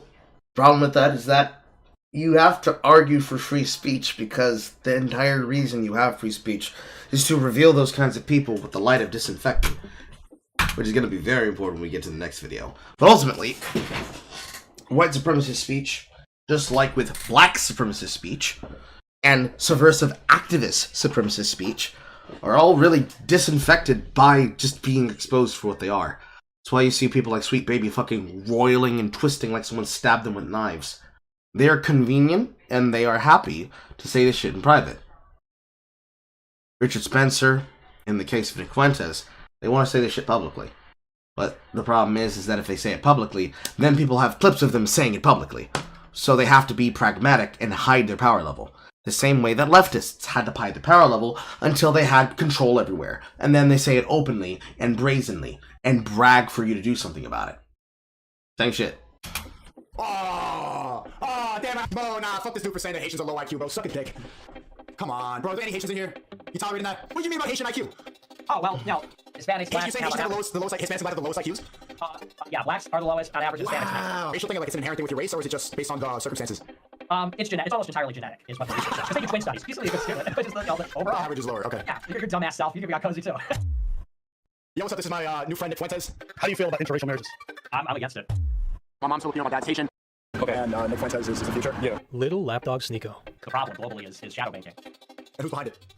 Well, we talked about it, Sneeko. A lot of Jews. I know you guys feel about that, but it's true. Get on your knees and bark, boy. Before this goes viral, I know this is going to look bad on Nick Fuentes. You can see him throwing a Sprite in the In-N-Out, but... It's really incredible, the lengths this guy would go to serve a fucking dude who thinks he's genetically inferior. Just no shame. I mean, the thing about Hitler is he was an extremely competent leader. Yeah, he lost the war, bro. As in matter Hitler's perspective is, he was evil, right? I don't know if he was evil. I haven't met the guy. He fucking killed over 6 million fucking Jews. But you can look past that and you can look at the good that they have done. And you can look at how I'm out. for freedom. I think that you have the potential to be the future president of the United States. Genuinely. Man, Sneeko really likes this guy. You kind of have this like 50s James Dean, like maybe drinking Coca-Cola, burger, milkshake, like and the ice rink that he's at. It's all white people, and I'm like, that's the America that Nick wants. Is it getting hot in here? We're a holy war, and I will tell you this: we will make them. Oh, good. Oh, good.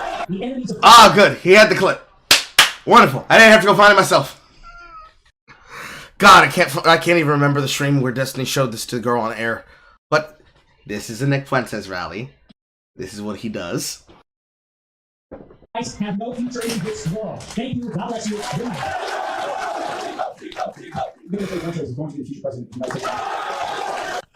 I know that they're trying to make this look scary, but I just can't stop laughing. This guy is such a simp. Look, if there's one thing that I've learned over my many years on the internet now, it's that anti-Semitism, in the way that it usually manifests, is just anti-capitalism for the dumbest people on the planet. If your life's shitty, if you're broke, you hate the elite, you hate the wealthy, you hate banks. But you don't want to hate capitalism, that's not cool. But hating Jews, that's easy. That's cool. Instead of targeting your rage at the underlying system, you look for some big other to just feel a conspiracy against. I mean, even Nietzsche, who got co-opted by pointed out that anti-Semitism is just baked in with slave morality, okay? A lot of fucking resentment at play when you have opinions like that. As useless as that. Because the Jews are the entire problem. Well, how do you solve that problem? Despite all of that, the system will be completely unfazed. Nothing will change. A lot of rich people also love these narratives because it allows them to look subversive, red-pilled, without actually jeopardizing their position as the dominant class. Any politics based on the inferiority or superiority of race only acts as a veil to protect the people in charge from having too many questions pointed toward them, okay? It's a lot easier to blame some fucking ethnicity, some vague concept of a type of person for any problems facing society than it is to look directly in the fucking eyes of those who control it and challenge the underlying structures that are perpetuating those problems. There's plenty of examples. True. That's the reason why a lot of these fucking people push for class consciousness.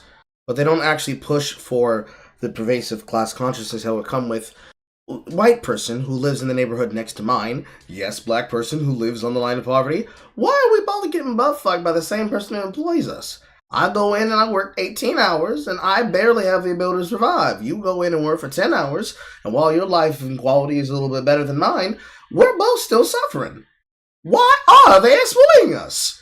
I don't know, black man. You think we should look into it? I think we should, white man. Handshake, handshake, handshake. Meanwhile, over in an office tower, man smoking a cob pipe looking at the motherfucking like on the ground. Eliminate them. It's as simple as that. But we don't get that. No, what do we get instead? We get black nationalism, calling for segregation. We get white supremacy in the worst way possible. We get the shit that makes us feel horrible. It's cringe. Also, hello wife. I read this cover to cover 3 times. I love you.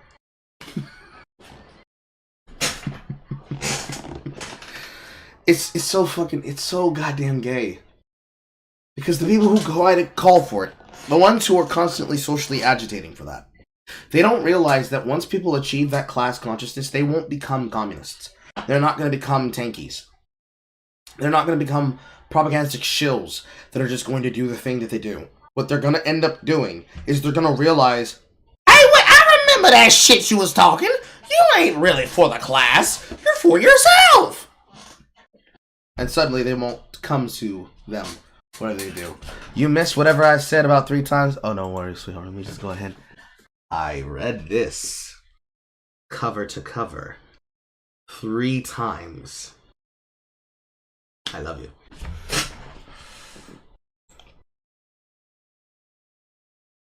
examples of this throughout history. Okay, scapegoating people of a certain race is a very useful tactic for politicians whose constituents are very genuinely disenfranchised. Don't fucking fall for it. Wait, are you a cat or dog person? Dog. Yeah, of course you are. Why? Cats are for pussies, be honest. Cats are feminine. Hey, cats. Shadow? I want to eat your cat, bro. Some Asian shit. Let me eat your cat. It's okay, Shadow. You're safe with me. I was gonna eat his cat. I meant I want to like literally put his cat and eat it. I want to use it for calories. I should have said that. God damn it. I'm out. The potential put to waste to be both martyr and maker of your own annihilation. Yes, when you're diagnosed a poor woman with a dire dose of surely you have the brains not to advertise that scandalous prescription. Oops. When you bounced with the Lion Littlehouse's big brave ideas. I thought certainly you aren't dense enough to broadcast that betrothal. He doesn't seem racist at all. And yet, time and time again, with each and every day that passed, blinded by the polished rubbish raised upon you, your fat head filled with foul food, until the stink spread to the nostrils of some miserly muppet who came and popped your pathetic little parlay. Today I want to briefly talk about the content creator Sneeko and ask YouTube to ban him from... I mean, Nick is not green, has his own fucking problems, but this is what happens when you put a big target on your back. The platform. Sneeko has grossly violated YouTube's terms of service and qualifies for removal from the website. They won't let last in the past 2 years. You need to get smacked in Minecraft. That's just one. That's the mark of a bot. There's a war going on masculinity. They want you to be weak. They don't want you to hear this. I'm on everybody's TikTok for you page. My face is everywhere. They will try to silence you if you say this. Want to get to the truth. I just want to bully this guy. Like greed and grandiosity. Those were your gods. Any semblance of truth was certainly an afterthought. People follow the truth. I'm one of the most honest people I know. Truth will always prevail. So honest, I think that's why they have to ban me on YouTube. And now where are you? Alone in your castle. This is the first year I'm not going home for Christmas. Blue hair, woke family, they don't talk about politics at all. Been like uninvited for Christmas. Soy boy, come get banned. Little manlet, I would beat the fuck out of you. You watching my stream? Chat say bot, you are an NPC creator. Atop your throne of lies. Everyone starts to be sexually liberated. That is the destruction of a society. And it happened in Rome when they started doing all the same sex stuff. I mean, the thing about Hitler is he was an extremely competent leader. You have to call him horrible because of the Holocaust, but you can't look at how he brought Germany back together. It was evil, right? I'm not gonna partake in this group thing. Performing like a monkey. So he started dancing around with a gun and threatening to come shoot me.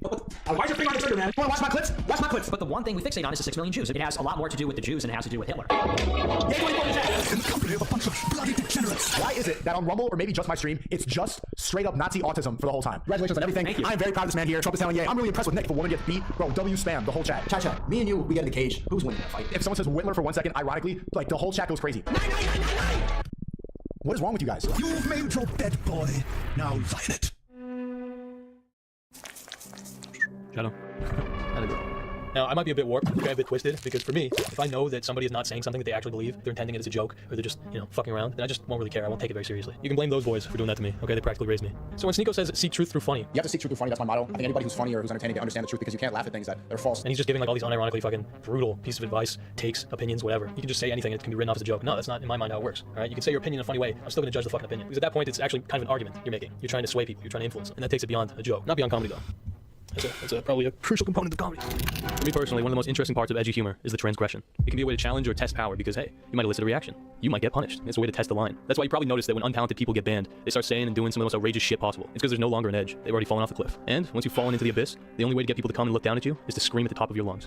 I think transgender should die in holy war. I think they're a fucking virus of society, dude. What if it was just a joke? What if I jokingly say that I think that I want to fucking bash someone with a baseball bat over the head? And if I'm being completely honest, I think it's pathetic. Bro, do you think I'm writing the line pretty closely with Rumble? You think I'm gonna get banned or anything like that? Well, I think when you say when you say something like that, it's hard to justify as a joke. What do you mean? Joe Biden put up a transgender flag in the White House, bro. Edgy humor is most interesting because of the rules, not in spite of them. What do you do when there's a virus in your system, bro? You kill it, you remove it. Chemotherapy, bro. Chemotherapy, bro. Okay. But you said like you should delete transgenders. Because I saw what happened after January 6th. Is this the right war to fight? Against gay people? Yes. They got me banned and I fucking hate them for it. That's the truth, bro. I don't like them. That was a joke, though. That was just a joke. Obviously, I'm not talking about we should chemotherapy, transgenders, bro. The way I see it, people like Leafy, they're the embodiment of what happens when you allow resentment to control your life. And if there's any lesson to be learned, it's that holding on to bitterness will always bring you closer to beast than beauty.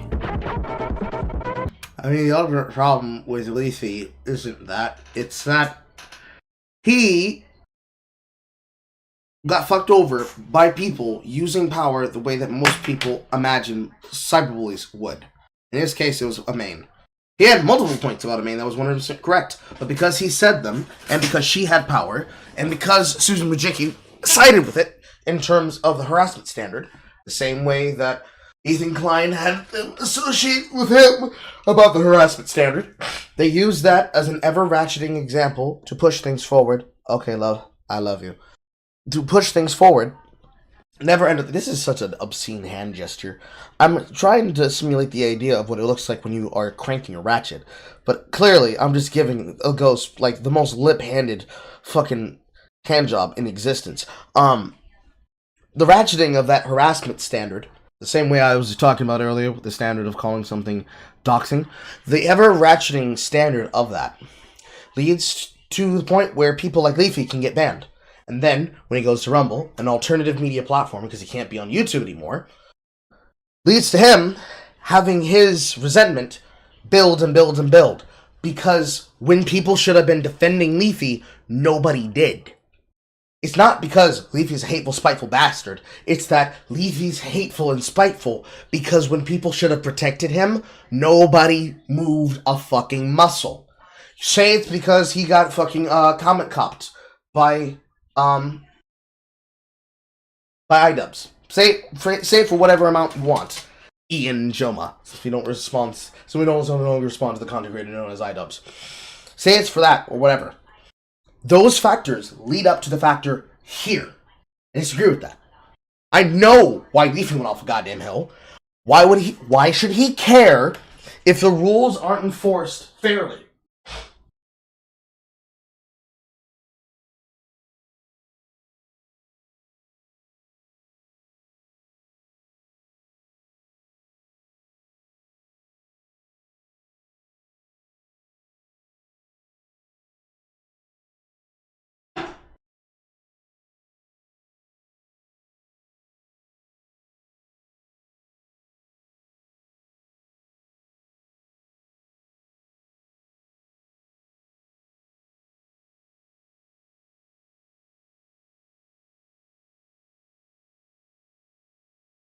Wrong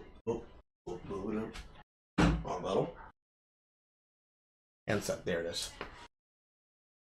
Boop, boop, boop, boop, boop, boop.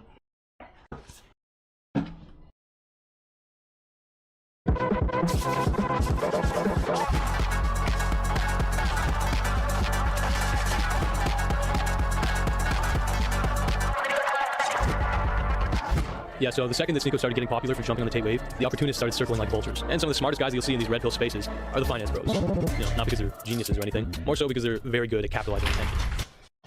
Meet Luke Delmar, the real-life Neo. Check this, Luke. This is the real-life Neo. This man is Neo.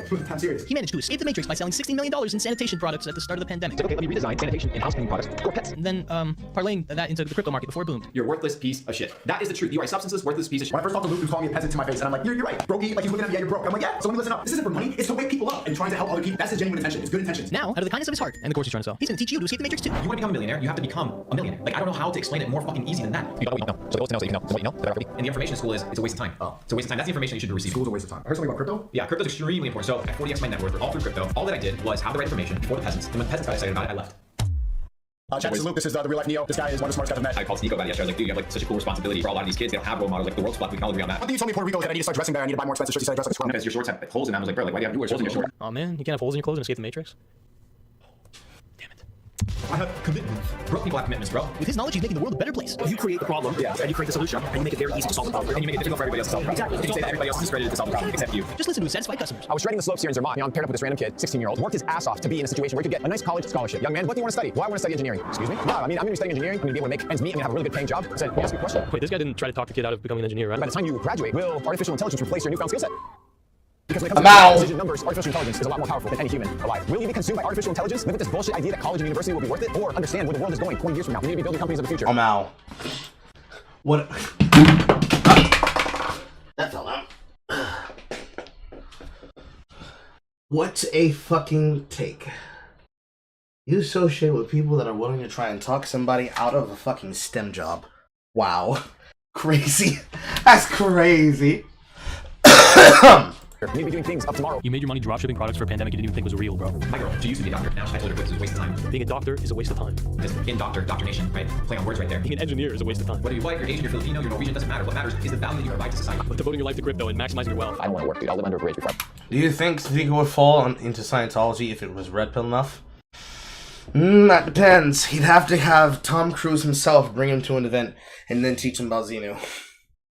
That's useful. Gotta go get this guy tucked in bed. That's gay. Never mind. I'm not tucking him in bed. You guys program Sneeko? Sneeko programs you.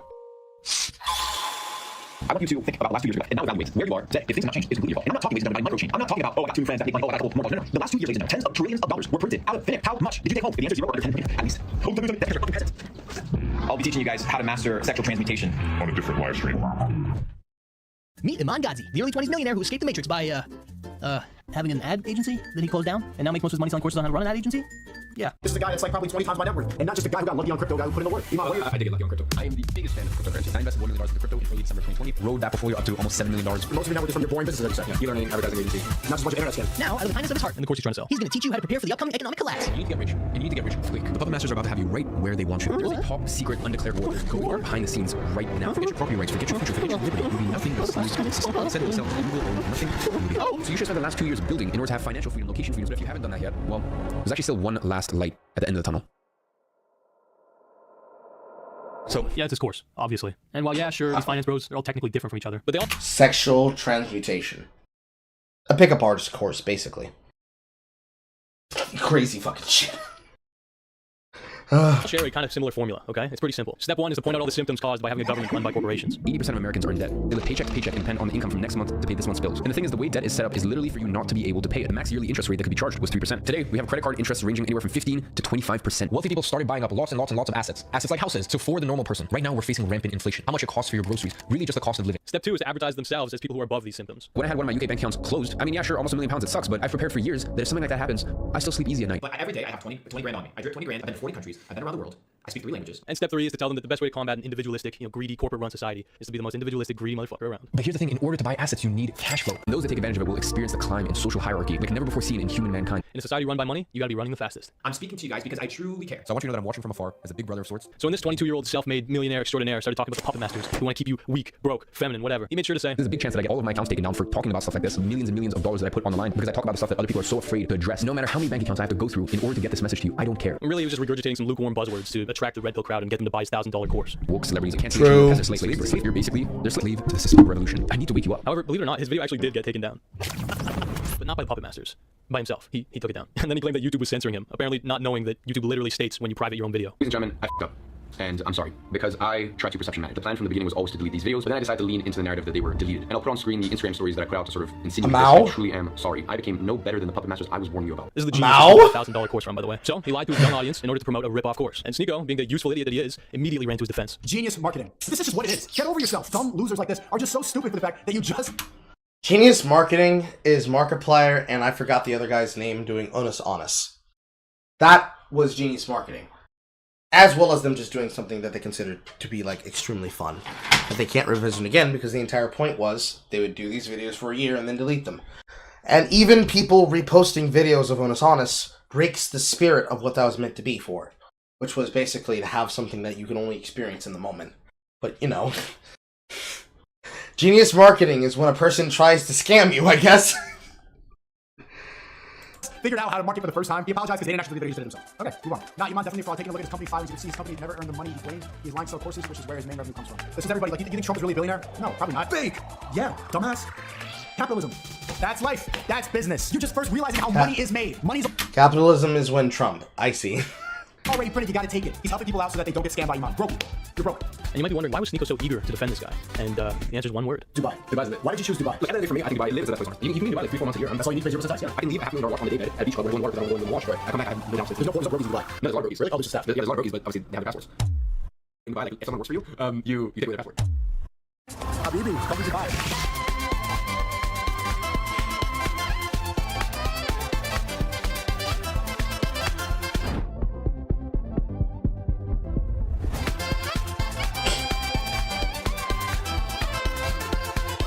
Dubai is great. I've been hyping a lot of my live streams talking about how the West is dead, the degeneracy. Yeah, Dubai, a place famously known for having no degeneracy. The wokeness will destroy you, eat away your soul, and this is a place that's like a utopia away from it all.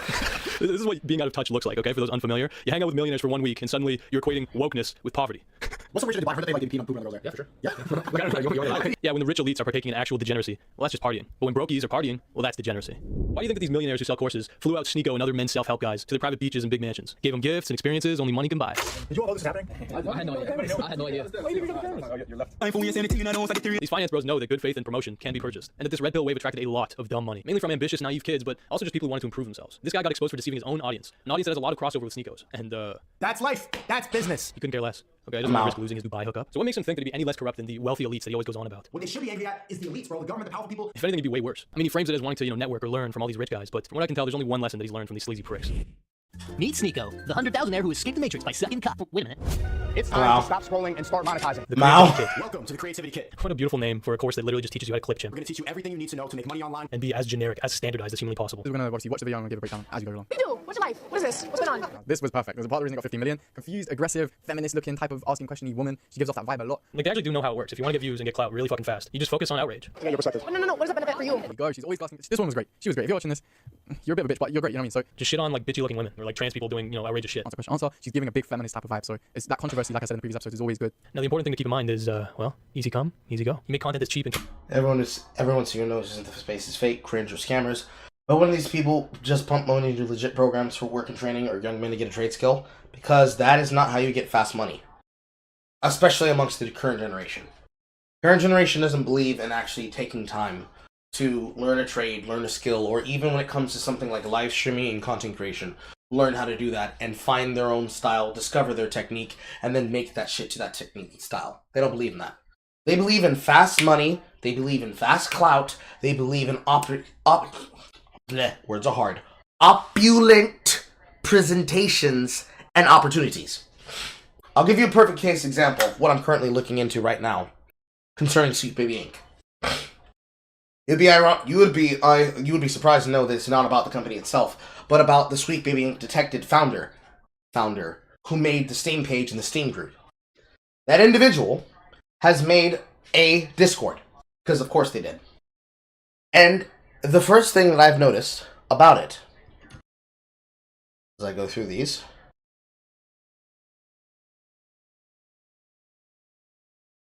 is that inside of those things,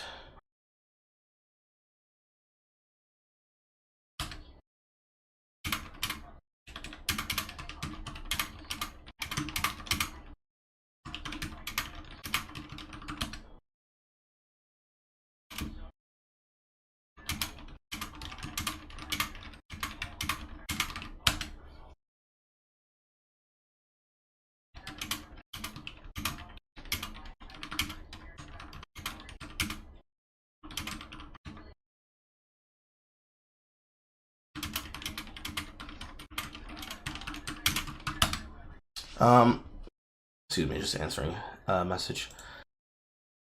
The thing that I've noticed, looking into it, is that people are pulling it up, and the first thing the guy has posted is pretty much him trying to shield his live stream. Go in here.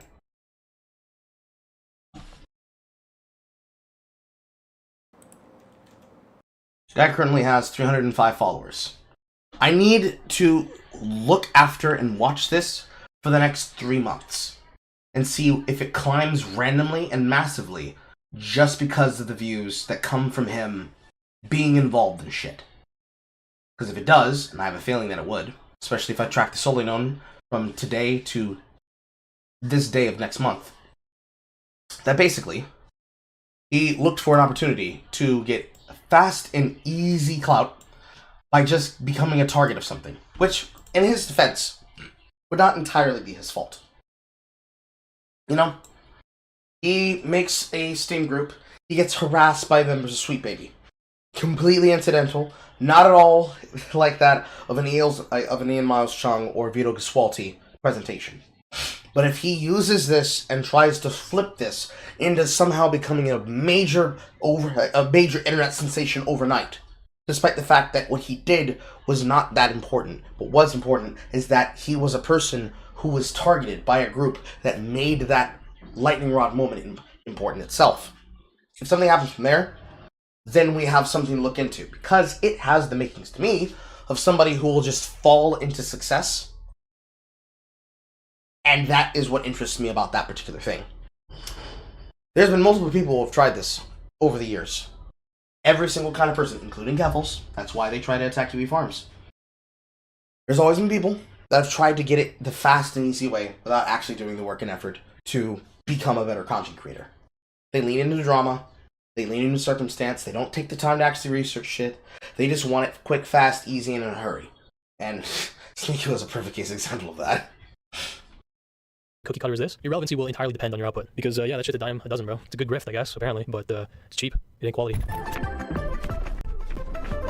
This guy's entire brand, his mission statement, basically, as a creative, is quality over quantity. I mean, even his clothing brand is just called Quality. Quality merch, just drop quality.com.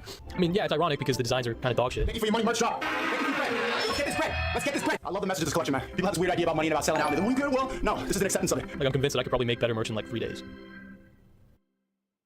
Well, you might not be able to kill an idea. Sure as hell, you can kill a person.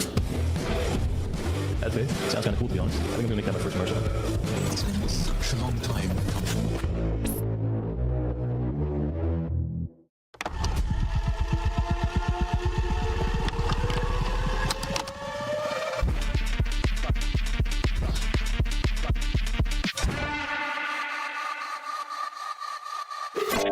Bye-bye.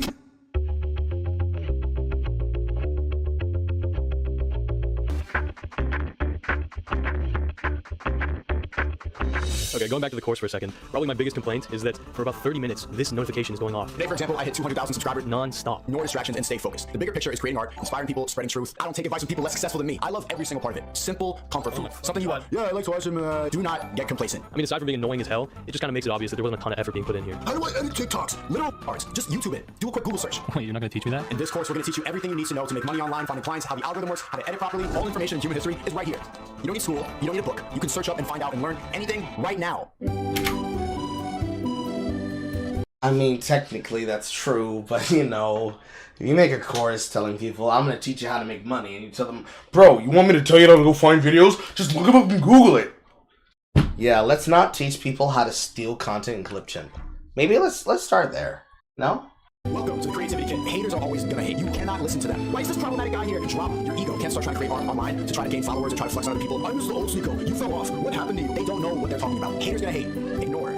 Delusion. They live in delusion. They also promote you to do some affiliate marketing for them. Chat, by the way, you should click this up. This is gonna definitely go viral on TikTok. And if you want to learn how to do it, Creative Kit just dropped. Well, people tell me not to tell you this, but I'm telling you anyways. You want to make money as a team? If you want free clout, clip up the stream and make a bag on TikTok, bro. I'll put you on a free game. I'm not even gonna make money off that. This is how a lot of these guys were blowing up, okay? People would be posting clips of them non-stop for free in the hopes that somebody would buy their course and they get a commission. If you go complain about a multi-level marketing scheme, then don't use my affiliate link. Don't sign up for the Creativity Kit, even though there's a lot of value on that. The rest is basically teaching you how to make money from giveaways. Do a giveaway. All these iPhones, iPads, this, that, PS5, everything. Dropshipping. Shopify, dropshipping. It might look simple. It might look really easy to do. And that's because it is. And farming social media. Buy that page, like a meme page or anything like that. Grow the page and then sell them for more. The more followers it has, the more valuable it is. Who cares? You can probably watch a video about all that stuff. Hey, I mean, even Sneeko says the real value lies in his Discord, right? I go on Discord to network with people. What's really important about making money is being surrounded by like-minded people. Everybody in the Creativity Kit Discord is just like you, has just learned the same information and wants to... Now, there's technically a bit of truth in that, but the truth that he's not saying is the fact that having people do free clout and do free reach for you is always great.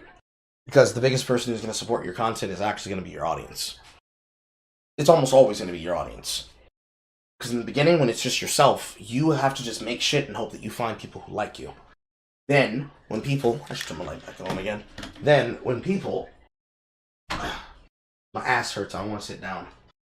When people then find your shit for you and do the shit for you, it then brings you to the opportunity where, because of them looking into that for you, it gives them the chance to make things off your clout, and you benefit from that clout, either in monetary or in visual evidence.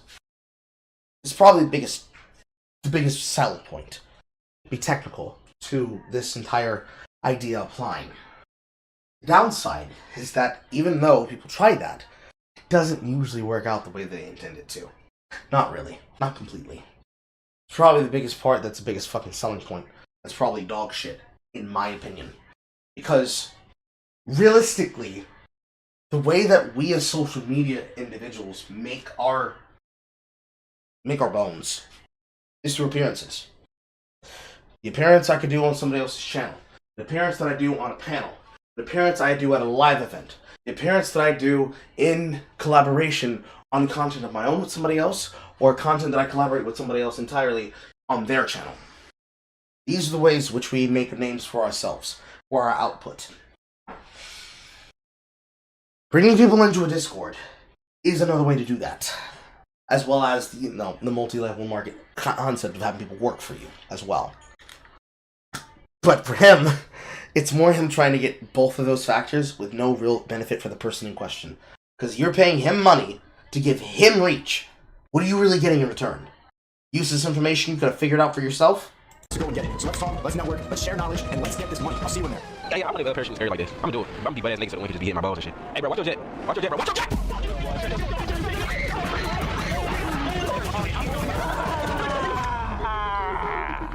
Yeah, Sneako's Discord is one of the least productive places I could possibly imagine. I mean, half of the notifications are him getting pissed off at the members for not providing him content on a silver platter.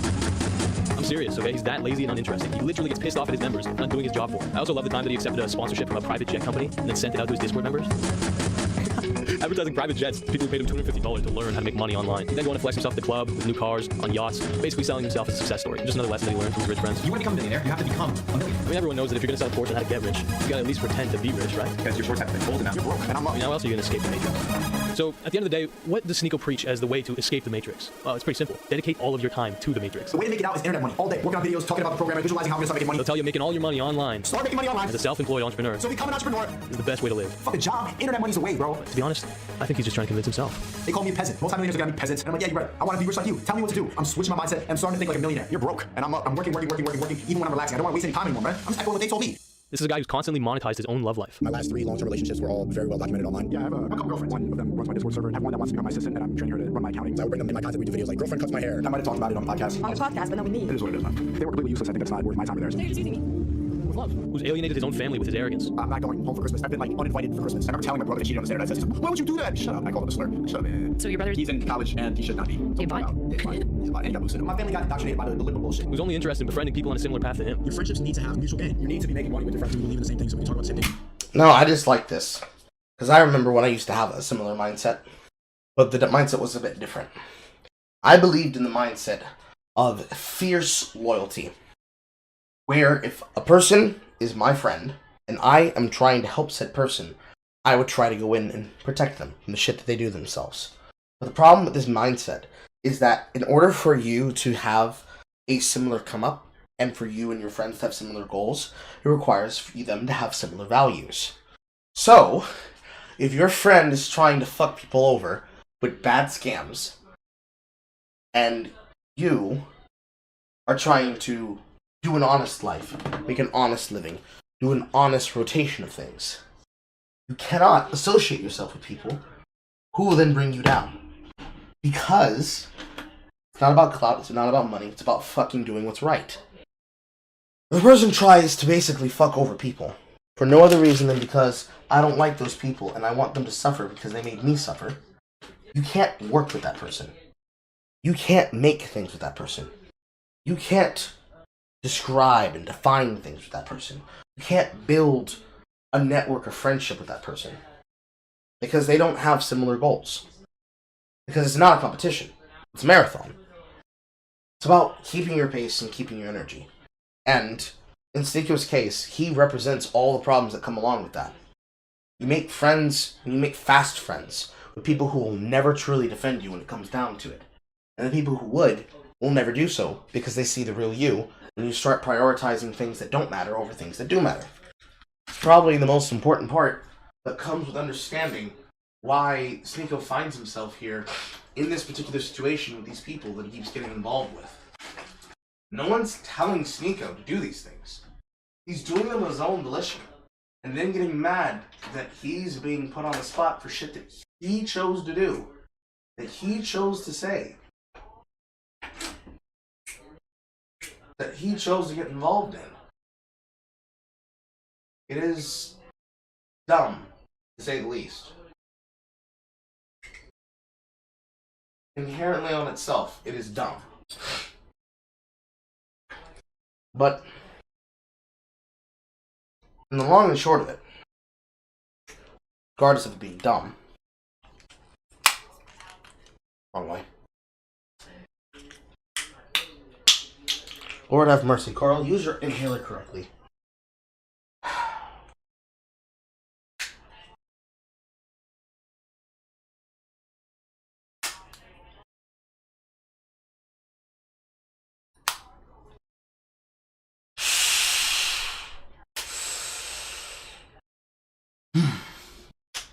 It was the long and short of it.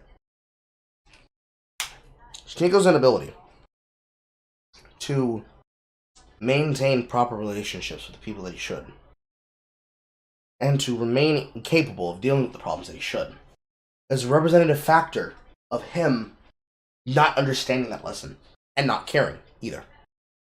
He didn't have to associate himself to Fresh and Fit. He didn't have to associate himself to Andrew and Tristan Tate. He didn't have to associate himself to Nicholas J. Fuentes or, by proxy, Richard Spencer. He didn't have to associate himself with the worst parts of the Red Pill.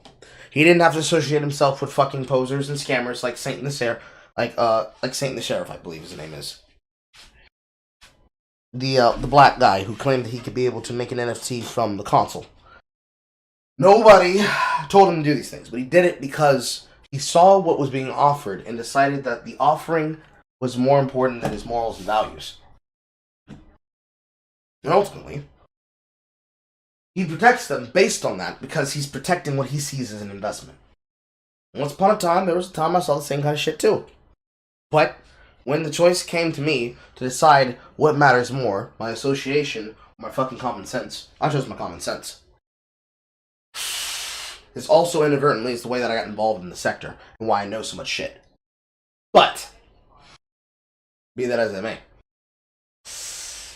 what ultimately matters here and what I'm trying to say is, you have to know who you are.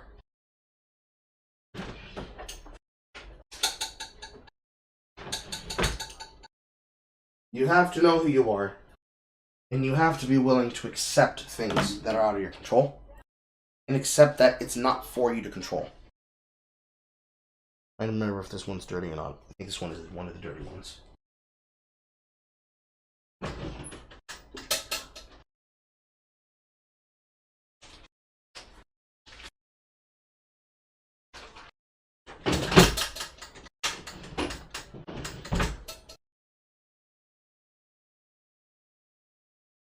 This is just fucking stupid. It's all just fucking stupid. There's no return on interest. The time spent is a waste of time. What are we doing together if it's not working? Who's already coming up with reasons to not raise his own kids. You're going to emasculate me if I'm there all the time and I'm changing diapers. I am going to lose what makes me able to provide for the house and for you and for the kids. His happiness, his self-worth, is completely dependent on the numbers he sees on his screen. Almost got my first 100K month of 350,000 subscribers in 3 weeks. Big 5K, big half a billion in seconds. I just want to take a quick moment and say, if you ever hated on me, suck my dick. He's put his entire life online. Like a diary. I've grown up online and shared everything, so I'm not going to keep anything. Yeah, I think that's what people don't really understand is that you have been very honest. YouTube used to be like an extension of myself. And now he's trying to convince you to do the same. You got a picture fucking brokey weight. What they understand is that you have suck my dick. He's put his entire life online. Like a diary. I've grown up online and shared everything, so I'm not going to keep anything. Yeah, I think that's what people don't really understand is that you have been very honest. YouTube used to be like an extension of myself. And now he's trying to convince you to do the same. You got a picture fucking brokey wagey mindset. You got personal brand, I think so. Worthwhile sacrifice. You sacrifice shit. Fine. Like a diary. I've grown up online and shared everything, so I'm not going to keep anything. Yeah, I think that's what people don't really. 100K month of 350,000 subscribers in 3 weeks. Big 5K, big half a billion in seconds. I just want to take a quick moment and say, if you ever hated on me, suck my dick. He's put his entire life online. Like a diary. I've grown up online and shared everything, so I'm not going to keep anything. Yeah, I think that's what people don't really understand is that you have been very honest. YouTube used to be like an extension of myself. And now he's trying to convince you to do the same. Putting everything on the internet is not necessarily a form of honesty. What it actually is a form of narcissism. Honest narcissism, I'd say. Narcissism. The ultimate problem is that when you put everything you have on the internet and you say, I'm being real, I'm being honest, I'm being true, I'll put everything out there. These guys don't put anything out there. You're not inherently telling the truth, now are you?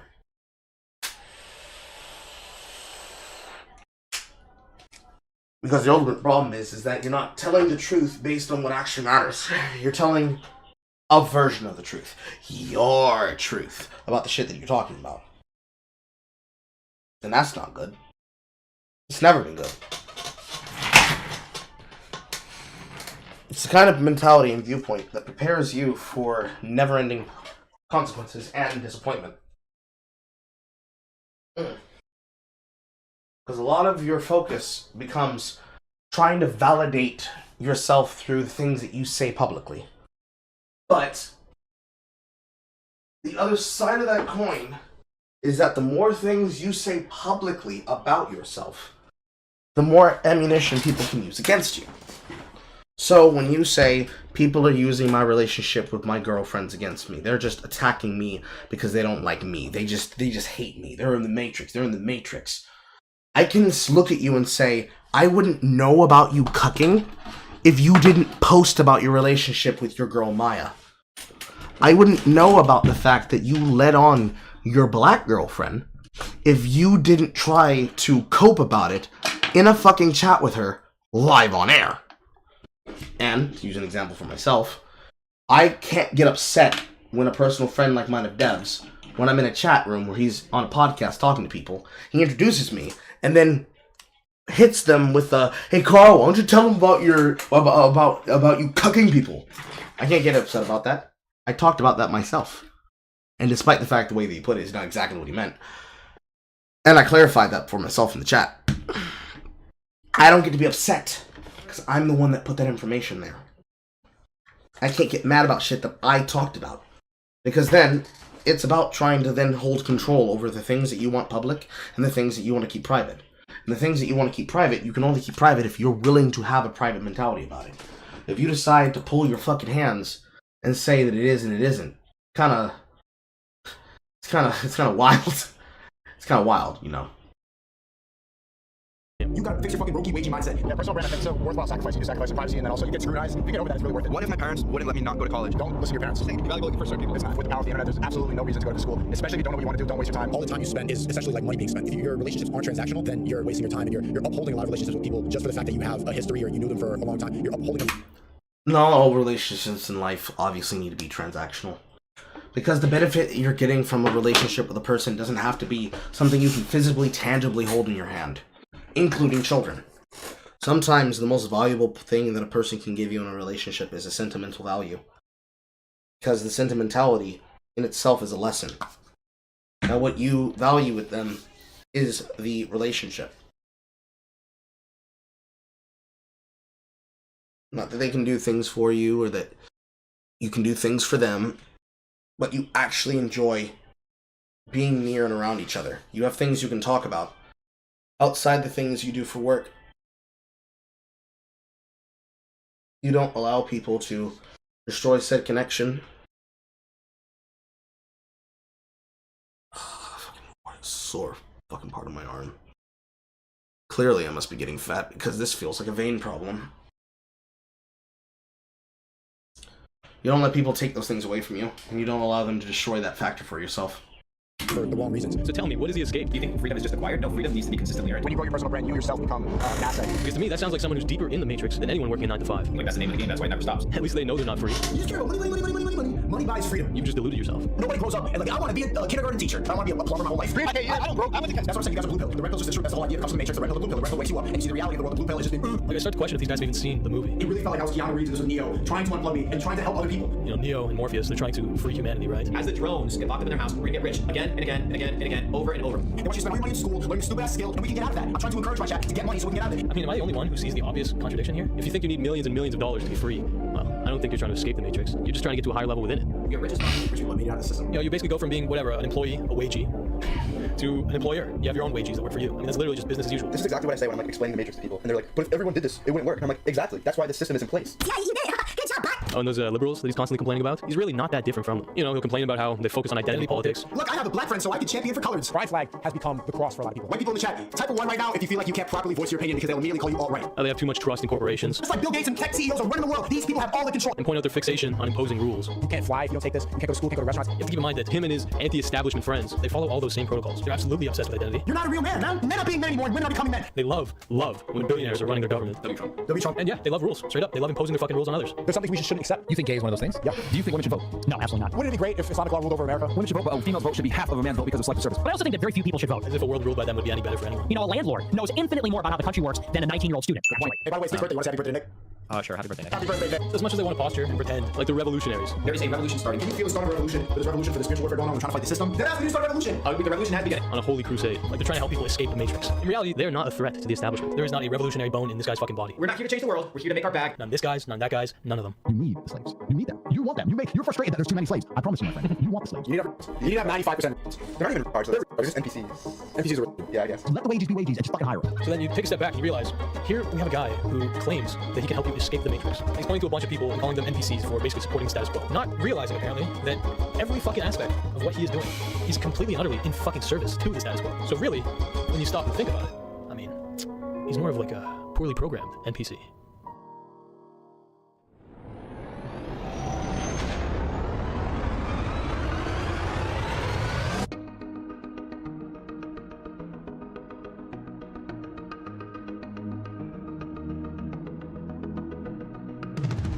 Awoken from a dream, what could it all mean? Reflections of a code, flashing on the screen. Opinions that I hold, never get old. Repeat, reinforce, underline and bold. I'm a rhythm shape of mine, I let them peer aside. Watching out the ring, all for his own gain. I am the RD, come see the body. Manufacturers of true personality.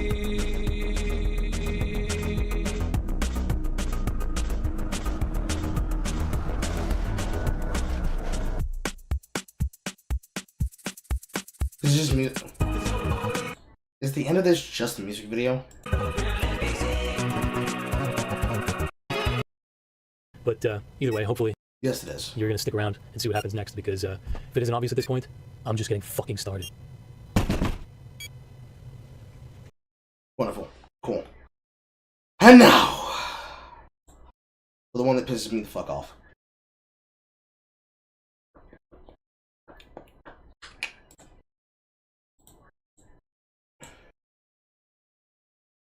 This one we need to take full screen, because I want everybody to read what's in the comment section. Sweet Baby Inc. is not the problem, but you might be. From David Gaff, the man who can't play Metroid Prime, who can't play Metroid Dread. Please take note of the fucking ratio quality. Look, you have a right to play what you want, like what you like, complain about what you want to complain about. I'm one of your fiercest allies and advocates in that. I believe very much in being able to express yourself, even if it's shit I disagree with. In fact, especially. You do not. You actually hate people expressing opinions that are against yours. But this kind of Sweet Baby pile-on that I'm seeing on the internet, where people are like, you know, coming after this company, because if you don't know what Sweet Baby is, I'm sure you've heard of it by now, but they're a company in Canada. They offer their services to anyone, really, but mostly video game companies, where they offer writing, narrative, representation, development services. Mostly what they do is developers, in this case, we've seen God of War has used them, Spider-Man 2 has used them, there have been some games from Square, Alan Wake 2, on and on and on. Warner Brothers, they have a big client list. Okay. And a lot of companies come to them and say, hey, we want our games to be more diverse. We want our games to be more inclusive. Can you work with us on that? Because that's sort of their wheelhouse. They've built a company around the idea that companies, video game companies, media creation companies are going to want more diverse, inclusive, and accurate portrayals of the diversity that they are representing. Yes, truly, that is what it is. That's what the Sweet Baby Pile-On is. The Sweet Baby Pile-On is when you get racist as fuck against people and you treat them like they are non-human dog shit. And not at all like they are people. Because that's clearly all it must fucking be.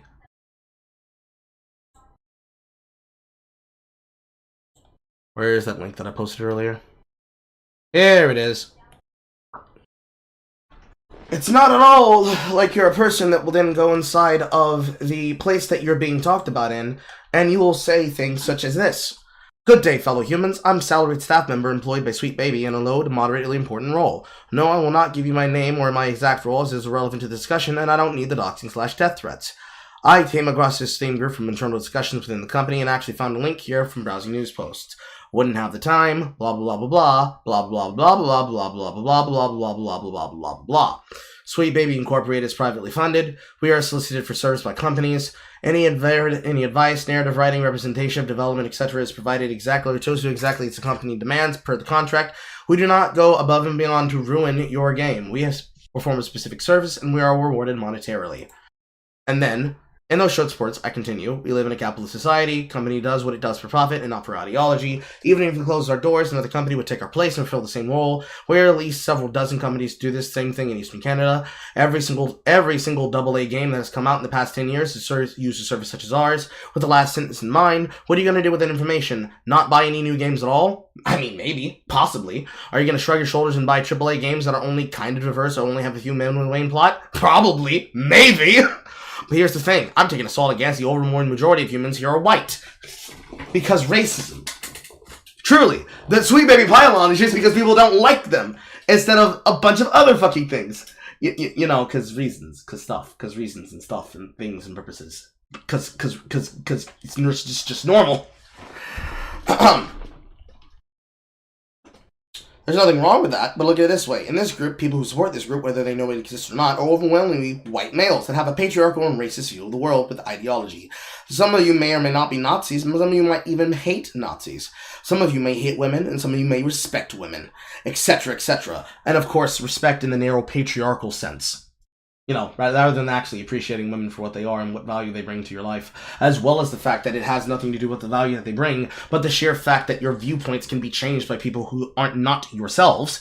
provide infinite number of examples that can waste our times and really not get anywhere, blah, blah, blah, blah, blah, blah, blah, blah, blah, blah, blah, blah. Here's the main point of building up to. We live in current year. The times have changed, and we're going to change things for you. It's not for you. There are other people in the world who want to play these games, and that's why we want to destroy this enjoyment. Yes, that's why it must be. Truly, truly, David Gaff, that must be the reason why people have these things. That must be the reason why people are playing those games. Truly. So true, King. King, so true. They're just piling onto them. There's not a reason for people to dislike them, for trying to harass a person, for having the audacity of informing people about the games that they've served on so they don't have to buy them, and also giving them the ability to have that consumer knowledge before they make a purchase. Bro, it's just normal. That's just a normal thing for a person to do. If I say I'm not going to go to this place because they don't have good food, it's the job of the place that I'm buying food from to come to my house and say, why you don't buy food? Why you don't buy? I eat too. True! True, bro! True! True! That's normal. True! True. I don't know who that is on X. True! If you're with someone who would emasculate you for taking care of your children, that sounds like someone you want to be in the first place. True. And so that's their shtick, right? That's their high concept. And you can see if you click on these, like God of War, they worked with the team. Narrative character consultant, focus on representation. With Alan Wake 2, they worked on sensitivity reading. Suicide Squad, they worked on script writing, so that may have nothing to do with that. Consultate in terms of diversities. Spider-Man 2, story constellation, depending on what game. Okay. And people are coming after these guys because it's like, oh, woke, what are they called? Sweet Baby Inc. is woke, which I guess by definition they probably are. By action, by definition, and by participation of their particular work, they are indeed the shorthand woke and looking to be woke. To support this, I will play for you an example, which is the very keynote speech that the owner and creator of the company has made specifically, explicitly about their company. Where is it? Where is it? Here we go. I'll play you this snippet, which comes directly from Now You See Me, Representation as Innovation from 2019 Games Development Convention.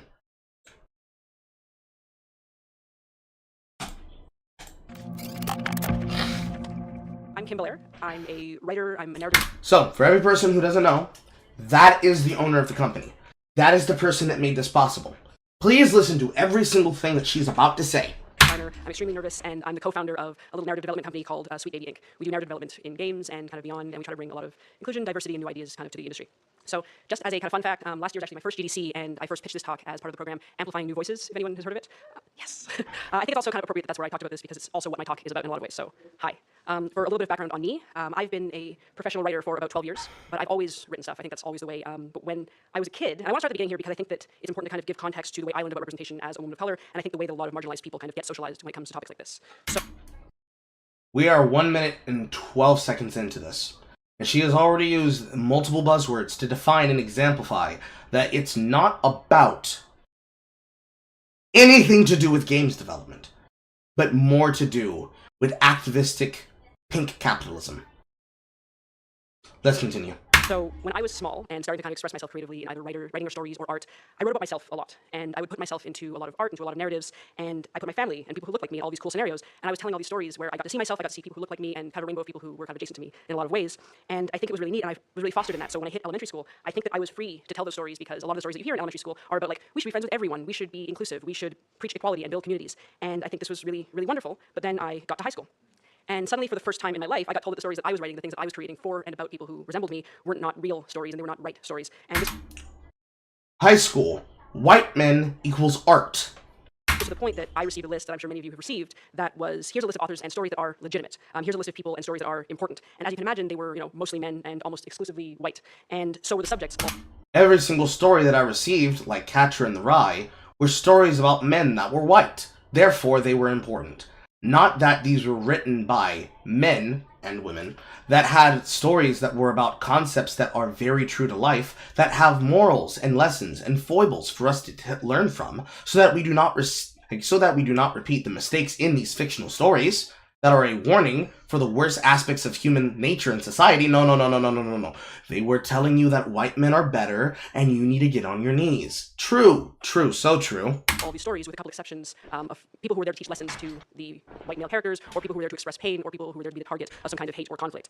And because black people are just magical Negroes for the main character. So true, bestie. if we ever did read, here's a book by like an African American author, here's a book by a woman, here's a book by a Japanese author, it was for a lesson that was about this is what this is what pain and suffering is like as a black person, this is what pain and suffering is like as a Japanese person. And so through that, and kind of unconsciously, I started to learn that books by and about white men were literature. They were classics. They were important, and everything else is just special interest. They were very, very niche. And then meanwhile, there's like a young me, and all I wanted out of this whole life was to be a writer. And I wanted that so bad that I kind of said, okay, well, what do I need to be legitimate? And I just internalized everything that I had learned. And I did that for years. And I spent like actual years just writing about white men, because I thought, okay, I'm making art now, because I can look at the stories that are being told, that are being held up as legitimate and as classic, and they look like the stories that I'm telling. And for so many years I did this, but I think it was probably only in my early to mid-20s that I started to realize that I had internalized this like deeply, deeply uninteresting idea that in terms of narratives and stories, white and male are neutral and universal. And I say... So the question I would then ask is, who told you that white men were integral and universal? And if you claimed you wanted to be a writer, how did you not absorb the writing of multiple people? Because there's more than white men who wrote things. I don't even care if the most basic thing you went for was Ayn Rand. How did you decide that that was that viewpoint? If you were so passionate about writing, you didn't start drinking in every single bit of things possible. Because I'm pretty sure Frankenstein was written by a woman. And other such examples. Something's not adding up here. Jethro, something ain't making sense. Say that even as a woman of color, so while we don't all fall into that trap, I say it to kind of illustrate how easy it is, I think, for us to kind of take on that narrative even as people who are marginalized, even as we're fighting, because we've kind of created this normal that we all unconsciously follow, and it affects us even as we advocate for change. There are things at times, like back in the day, if you asked me, oh, are you doing this on purpose? Are you only telling stories that fit the dominant narrative? I would never have said yes, but I think that a lot of people end up doing it even as they're saying we have to do better. And I think that that's actually shown in the way that we manage representation, which we still consider it this like deviation from something that is normal. And representation is this like very, very scary and very uncertain thing, and if we do it wrong, or if we don't do it accurately, or if we kind of take a risk, we might get shouted down, and that fear is enough to stop us. And I think like that sucks. And it's such a bummer because that's also a skill issue. Get good. Have confidence in yourself. Because it's the only way sometimes that we end up talking about it. We end up saying we're going to share our stories of microaggressions, which I am going to do today, but we share stories of trauma and of doubt. Microaggressions are so deeply important to the job of rewriting a person's narrative in a game to insert a black woman in it and make them gay. And when we're dealing with narratives in advocacy, we end up going like, okay, these stories are stirring and they're beautiful, but they're also very sad and very heartbreaking. And I think it's important to do that. It's important to share like all of those painful stories if we're going to actually understand the struggle and convey the struggle. But I think today I'd like to take a moment and kind of assume the struggle session, if you will. Best, because I want to assume that all of you are here in this advocacy talk because what I've said so far is already familiar, already painful, and I want to kind of assume that you have sat with that, or if it's not your experience, you've already sat and listened to that in other areas. And rather, I think, than spending the next 15 or so minutes kind of sitting in that pain, I want to share some examples from my own experience and then kind of discuss how we can do better and find different and more interesting ways of talking about this stuff as creatives and as advocates and as people who overall want practical solutions to these kinds of problems. So let's talk about video games. To begin, a lot of the work that I do is in narrative consultation and narrative design, and one of the things that I offer as part of my list of services is risk assessment and sensitivity reading. And so recently I was consulting on a project that was a dating simulator, and I was faced with like a very simple decision point that the writers were trying to achieve, and it was this interaction between the female identified date and you, the protagonist, and you can customize your gender, you can customize your appearance and everything. So the love interest is on a date with you, and they ask you a very simple question, and it's, what was your ex like? Which is a bit much for a first date, but the player can either choose to say, okay, my ex was a good person, but it didn't work out. They can choose to say, I don't know if I really want to talk about that, or they can choose to say, my ex was a monster. And choosing my ex was a monster, the woman on the date with you goes like, yikes, you must be so immature if that's what you're going to say on a date about your ex. Like, you must be not over this, you must be figuring something out. And I think that you lose favor in that moment with that character. And I can see where the design was. Like, I understand that what they wanted to do was just have a very simple question where if you respond, your ex or your date can say, I like that, or I don't like that, or kind of be neutral about it. But I played through that, and I realized something that they hadn't really seen, and it's that this question was deeply gendered, despite the fact that they didn't even intend that. Yes, truly, because the question, what was your ex like, is a question that a man and a woman can't ask either gender. And it clearly only has one response. When we treat, I guess, cis, hetero, male characters as the... And here comes the heteronormativity. Well, we end up with questions like this. And I say that because while it's a generalization, when we have those characters and they say something like, hey, my ex is a monster, what we're being asked to assume is that that person has a crazy ex-girlfriend. We're being asked to assume that they're... Yeah, and there's also this thing called a crazy ex-boyfriend. Immature, or they might have, a real heartbeat at home. It's almost like a laugh line a lot of the time. So I asked, hey, what if I'm playing as a woman? Because what I had to explain very delicately was that if I'm playing as a woman, and I'm assuming that I'm interacting with a woman, and we don't know about my ex, there's an upsettingly high likelihood that when I say to another woman, my ex was a monster, what I'm referring to was an abusive situation rather than just an immature joke. And so I actually said, you know what though, don't worry about it. We can create a condition for this, because if you respond to that person by saying, hey, my ex was a monster, what if she digs a little deeper? What if she checks and says, hey, is that a pain point for you? Or says like, oh, is that something touchy for you? Instead of, actually thinking about this like a natural core state, instead has now been reworded into the mindset of, in many cases, sometimes maturely, sometimes immaturely, oh, I didn't know that. Is that a joke? Or, because you see, in a dating sim, it makes sense to have questions like this if the audience that you're that you are tailoring it towards specifically are tailored towards the idea of first dates being uncomfortable, awkward, and sometimes having immature questions that then can get mature answers. But unfortunately, the problem with this is that this is in the form of a dating sim, in which there can only be programmed answers. So, by programming the answer, instead of having it be a dynamic choice where you get an RNG reaction, where it just randomly chooses a choice with a higher likelihood or lower likelihood of reaction, it is instead you specifically now pumping in an ego pump that has nothing to do with the scenario because you think it's triggering, because nobody would ask, this is such a straight male thing. Or maybe says like, do you mean that as a flippant remark? Because I think that even though, this game is light, it would be a genuinely important moment to be able to express that sentiment in a game. And when I suggested that, the writing team was like, okay, thank you for this insight. And then they just took it away. They got nervous, and I think that is the problem that we face when we think of representation as a challenge that we just need to surmount. We just nope, solved, we did it, because we took it away and we don't have to face it anymore. But I thought here, this was an opportunity for innovation. Here we had the chance to make a woman who's been victimized see herself in a game, be able to express something to another woman in a game, and kind of actually relate to it. And you just announced that it was about a character that could have been anything. A protagonist who was faceless, who can be any gender with any representation. And then you immediately pivot into, but I'm a woman who's been victimized. And you could have had a chance for them to see themselves in this, but you pulled back. I don't know if you realize this, ma'am, but when you work with people who are developers, they are very result-oriented. It has nothing to do with them being male. It has nothing to do with them being female, or gay, or what have you. They are people who operate in script. They deal in Boolean statements and ifs. we had that opportunity, but instead we pulled back because we thought it was safer not to push forward. And after the whole thing Because if something's going to offend somebody, they're going to self-censor because they don't want to potentially offend somebody. was done, the team thanked me again, and they said, thanks so much, you really mitigated the risk. And I think that the way that we talk about this kind of thing is itself a problem. We need sensitivity readers. We need risk assessment. And these are, again, important services that I literally list on every PDF that I send out to be like, hey, I can do risk assessment and sensitivity reading.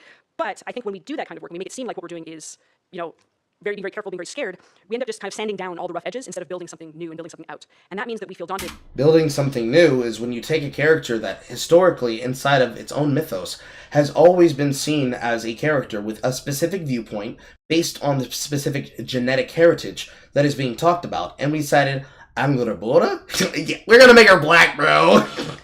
Truly, you sanded down those rough edges, and you shaped them into something new. When we discuss representation, because we talk a lot about representation as the mitigation of pain, but we don't talk about representation as a creator of joy.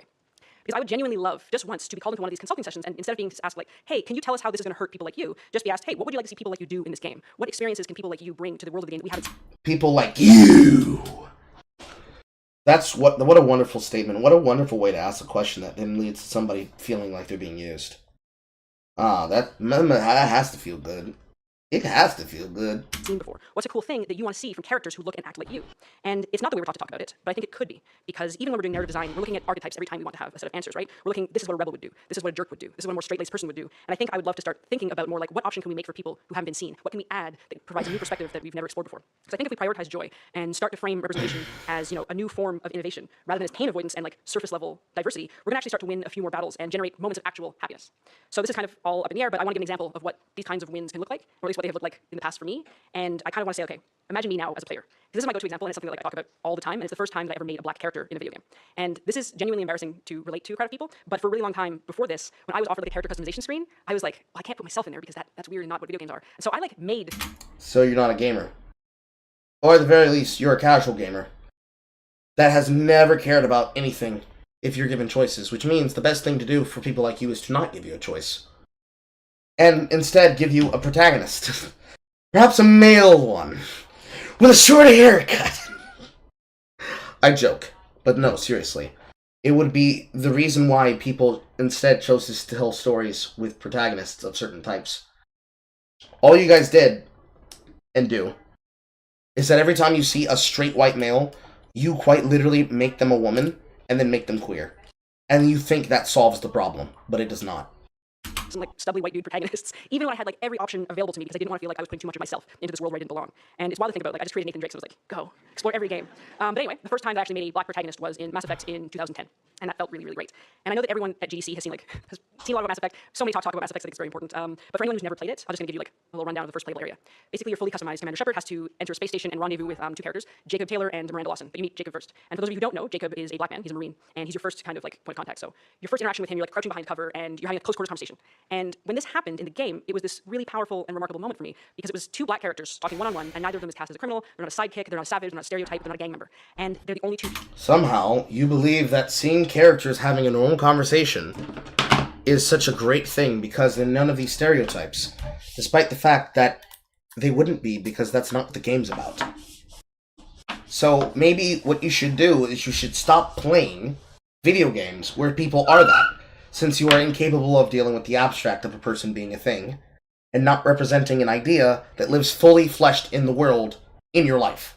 People on screen in this moment talking about something much greater than them. And it was just like really, really, really nice. I left off a really. But I was so happy about this moment that I actually took my phone out to text my white best friend, and I was like, wow, it was really just cool to see this scene in this game. Can you believe it? And I was halfway through the text when I realized, like, oh, she isn't going to see that because her Shepard doesn't look the same as mine. But I texted her in because I thought, you know what, I'm going to share this moment of joy for me, and she's my best friend, so she has to be happy about it. And her response, while not surprising, was still very touching because she said, I've never seen that either. And holy moly, that's cool. And I told some other friends at that point, I was kind of like excited about it, and they weren't all black, these friends, they weren't all targeted by this moment that I had experienced, but they all felt the same thing when they heard me tell my story, when they heard that it was a new kind of term, and the general idea was, holy moly, representation is cool. But in my Mass Effect experience, this is almost an accidental form of representation because it's something that the possibility. It's not guaranteed for any player depending on the kind of character and the Commander Shepard that you make. So I thought, wouldn't it be amazing if this wasn't an accident, but it was actually the intention of the game designers? What if they actually said, you know what, we're going to set out to create a moment of joy in people who look like this, people who feel represented by this. And that I think would be amazing, and it's totally possible for us. Because these are things that Meaning that it's not about, actually, we want to force you to feel this thing, instead of setting out to have this as a goal in the beginning. Instead, because we hired you to come in, we're going to have you completely reshape something that probably was written better in the mind of the script writer when they made it. We're just going to change everything on your whim. Because representation to the minorities, which is the worst kind of representation you ever force because it means it's forcing it. It's not a natural form of representation. It's a forced amount of representation. we can actually create as designers and as writers and as creators. And not only are they new, but they're very, very narratively compelling. And I think that that's ultimately what we should strive for. Because the newness of it works not only for those who are, being immediately targeted, but it works for everyone in that group, everyone who kind of receives it and who's never seen this before. Because keep in mind that when it's new for you, odds are they've never seen it either. So you're not actually catering to one tiny group, you're catering to everyone who's going to be playing it. It's across the board. And that's a lesson I think that we keep failing to teach. Because we keep saying, okay, this one's for you guys, this one's for you guys, and like this one over here, like you can have it. But we can't keep looking at representation as like we're catering to a tiny little corner or like a direct marketing effort. It's what everyone, I think, or hope wants as an audience. And but what if I don't want what you present, because what you present to me is not great? What if, in your pursuit,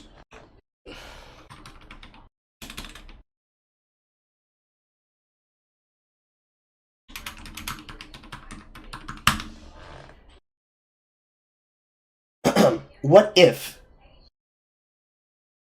in your attempt to present things to me, and in your attempt to try to sell me on things, what if I decide, you know what, I don't want to play that. I don't want to play this either. Because not only is the gameplay bad, but I don't like how you chose to write the narrative of the story. And I don't enjoy it.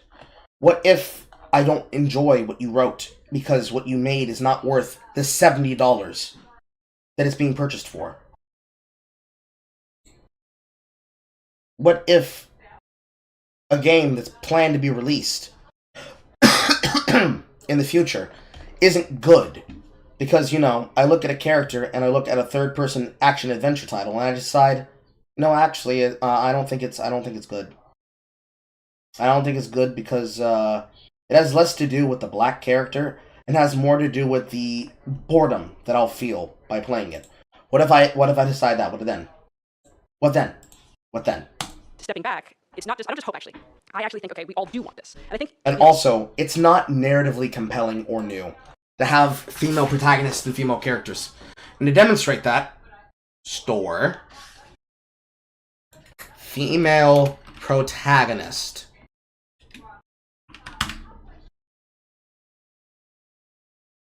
Narrow by tag. Female protagonist. It's literally that easy. Literally that easy. It's not unique. It's a dime a dozen. What matters is how you make it interesting. In order for something to matter, it has to stand out. And you're not making these things stand out by just doing that. So it's not even an argument that really makes sense if what you want is representation as innovation. Because what would be innovation is for you to not do that. Have not just women, but also men. especially the people in this room, can actively say it. But then the question is begged, why aren't we doing this? Like, why, when we're talking about it, when we're so enthusiastic about it, what's stopping us? Like, why are we still being told? Because you don't care that much about it. Because you don't care that much about it. Like, oh no, that's not what players want. Why do I keep hearing that it's like an uphill battle for people to bring representation to what should be a very inclusive environment of creativity? And I think, there are a lot of answers. There's the fact that, the industry's stuck in its ways. The industry isn't as diverse as it should be. The industry's fault. It's the industry's problem. It's the white man's problem. So what we should do is we should invade those development groups and we should make all the people on staff women. Then they'll allow us to do it. Oh no, our game is bad. Because all the people who had all the interesting ideas and also understood how to sell a game are the men. And we pushed out the men because we wanted representation. We can't keep our doors open. We're not profitable. Or could be. We're all socialized in this society to kind of act against it and to fall into what is normal. And there's like a dozen other answers that are all like variations on those themes. But kind of like a pseudo fun fact about me, that's slightly fun, is I actually have a marketing degree. And so I want to put on that like very mercenary hat for a second and talk about the way that we decide how we're going to sell the art that we make and how we're going to approach the audiences that we make it for. Because I think so often when people like us get told, from higher ups or from society at large, this isn't what players want, it's not a conversation about content, it's a conversation about demographics. And I think that in our industry and in so many creative industries, if you want to look at film and television and any art form, we start treating our core demographics as a fixed and static value, something that doesn't... Because they're the people that you can rely on will buy the product if what you put out is a consistent effort. If you start fucking around and telling people, no, actually, there's a new demographic, and all you gotta do is just find them, you find yourself in the case of the MCU. Don't want to change, something that's locked in place. So despite like the changing face of audiences, despite the changing face of conferences like this one, we still look at our core demographics and say, okay, they're white, cis, hetero males, and we cater almost exclusively to them. And the problem is that we don't just cater to them like, here's something that we think you'll enjoy. We cater to them the way that we cater to like a picky baby. We feed them the same thing that we know that they love. We keep on feeding it. We treat them like they're a picky baby. We feed them the things that they want to interact with because they're fucking consumers and customers. You're not going to tell me what I, as the consumer, am going to consume. Because you say, you should want this. It's diverse. I don't want your diversity. I want a game that's fun, that engages me, mentally, emotionally, narratively, spiritually. You can't do that. Because you're telling me that I'm a fucking baby for wanting what I want to play? And playing what I want to play? Wow! Why aren't you making more press and news for yourself? Like, here you go, you love it, eat this, eat this, eat this. So that then when they get anything else, they react as a picky baby would, which would be like, oh no, thank you, I do not want this. And we've actually done this so long that what we're doing is creating an entire nation of picky babies, and they make us scared to deviate from what we actually want to do. We're being controlled by male, straight, white, picky babies. They're removing our ability to have fun. It's their fault. It's their fault we can't have the things we want. It's their fault. It's such bullshit, bro. Bro, it's such bullshit. Eye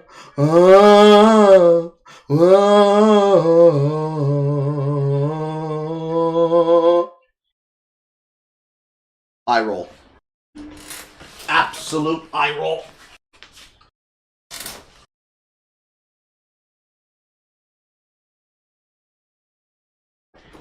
Hey, these picky babies don't want to play our games.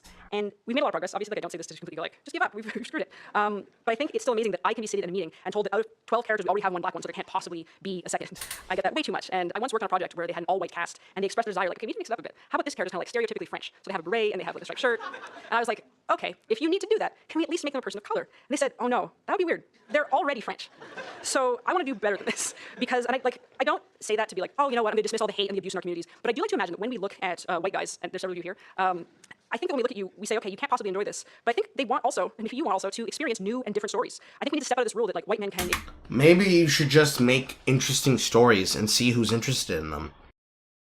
Maybe you should just make interesting stories and see who's interested in them. Because what is the fucking point of you saying, actually, no, these men, they couldn't possibly be interested in this. We have to trick them. We have to bait and switch them. Just make good shit. Try to make anything. Try to make anything at all. Doesn't matter if you think it's good or I think it's good. Make something. Present it to us as the consumers. And allow us to decide from there. Enjoy fantasy worlds, aliens, sci-fi, monsters, anything, so long as it's through a lens that looks exactly like them. Because if that's the kind of person that we're always going to cater to, you're never going to innovate. You're never going to change things. You're going to keep feeding the picky baby. And we cannot continue to try to create art under a system that is going to bar innovation for fear of a picky baby throwing a tantrum. And I really don't think that it's impossible to change this, because as like a woman of color, I have played with and like empathized with a lot of white men. I have played as Kratos, who's like literally white. I've played as Nathan Drake. I've played as... He is Greek!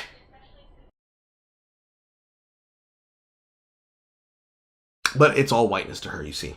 For Morgan, and I've loved it. And I don't think it's like pie in the sky thinking to go like, hey, maybe we can invite white dudes to play as other people and experience different things through someone else's eyes. And if they don't like it, we have to start thinking we're not losing, they're losing, and we're losing because we're going to let them stand in the way of our progress and our innovation. And I think that we need to stop thinking that our like core marketing demographics have to define the exact demographics of our playable characters and of our cast. And instead, we start to assume that players do want new stories, and that if we bring joy to our broad audience, it's going to encompass our core audience as well. And similarly, I think we need to get out of, I'm glad you're here, but I think we need to start getting out of just advocacy tracking these discussions, because ultimately we're seeing like representation as this abstract idea. We're seeing it as this weird kind of thing that we can paint over what we're currently doing. But if we start having these conversations as facets of narrative, as facets of marketing, as gameplay, as art, I think that we're actually going to be able to move beyond it. Because when we sequester advocacy into this one series, what we risk is like preaching to the choir. And while you guys already know this because you're here, what's old to us can be innovative to somebody else. And that's still incredibly important. Like all these things I'm saying today, I'm sure you understand, but you can go out into the world now and other people will hear from you. Because ultimately, I think that is what we need to figure out. It's how to bring these discussions out and make innovations in content like the way we make them everywhere else in our industry. But how do we do that? I think it's one thing in narrative, because honestly, narrative is a little bit easier to implement because we have the power to go like, oh, we can build choices that consider marginalized identity and just write them into our work. We can decide to tell. We have to consider marginalized identities. Because randomly in a video game that has nothing to do with black people, we need to bring up a choice that's like, will you shoot the black character in the face? Stories that present like very rare narratives and representative experiences, and we can kind of work on detokenizing our minority characters. And so in that way, we do have like a lot of power to actually. You detokenize your character by making them a character and not a caricature. Duh. Affect the change that we want to see, and to work all these concepts in our material as narrative developers.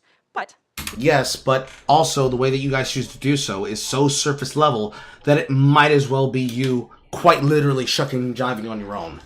Really funny you put up an example of Apex Legends, when all the Apex Legends are quite literally just a caricature. They seem like they're not. You know, you put in voice lines, you make it seem like a not, but those characters and those voice lines and that lore, the people who play the game, I mean, they just play the game. They don't take any part in your lore, which they don't have to, since most players don't care about lore. They care about the gameplay, and they also care about things like competitive rankings. They can just simply look at them for what they are, the same way Overwatch 2 players look at them for what they are, which is an opportunity to push their standards and their sexuality onto other people.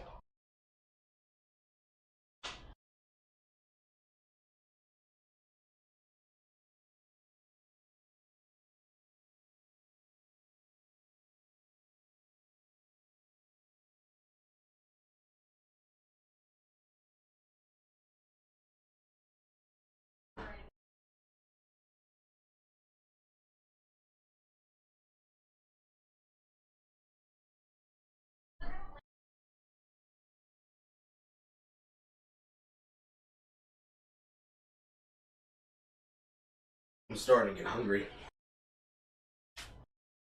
So I'll probably cook after this before I then start playing video games today.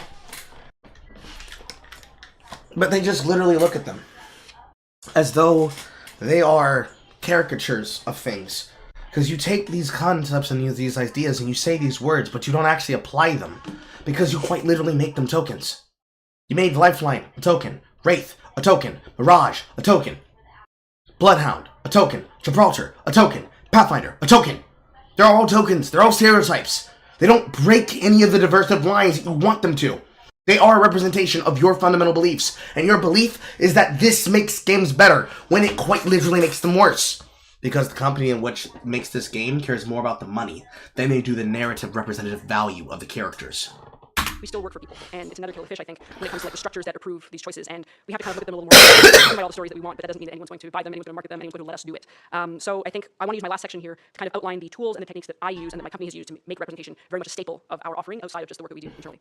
So first and foremost, if you're in creative development, if you're building a world and a story and you're including characters and concepts that are borrowed or inspired by or based on the lives and the lived experiences of marginalized people, firstly, I would say do not be afraid to create moments that are intentionally targeted and designed to create joy in the marginalized. They will appreciate this on a level that your core audience won't. Now, this isn't necessarily bad on its own.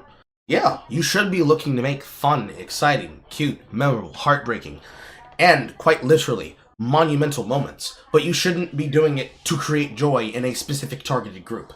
You should be doing it to create joy in everyone. Because a player hug and a player punch should happen because you had a narrative point to make a player hug and a player punch. This is as obvious as the fucking scene where Roland is killed in Borderlands 2. Everyone can deal with it.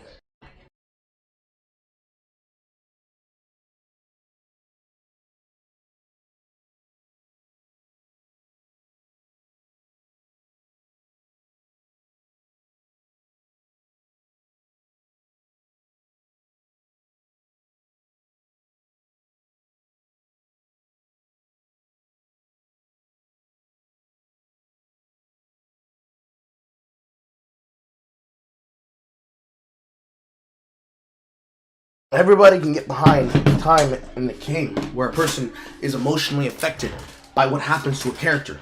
For me, quite literally, inside of my Joke OC playlist is a edit that I made to the song that plays when Lavitz and Dragons of Dragoon gets killed by the Dragon Buster by Lloyd. Heartbreaking. Heart-touching.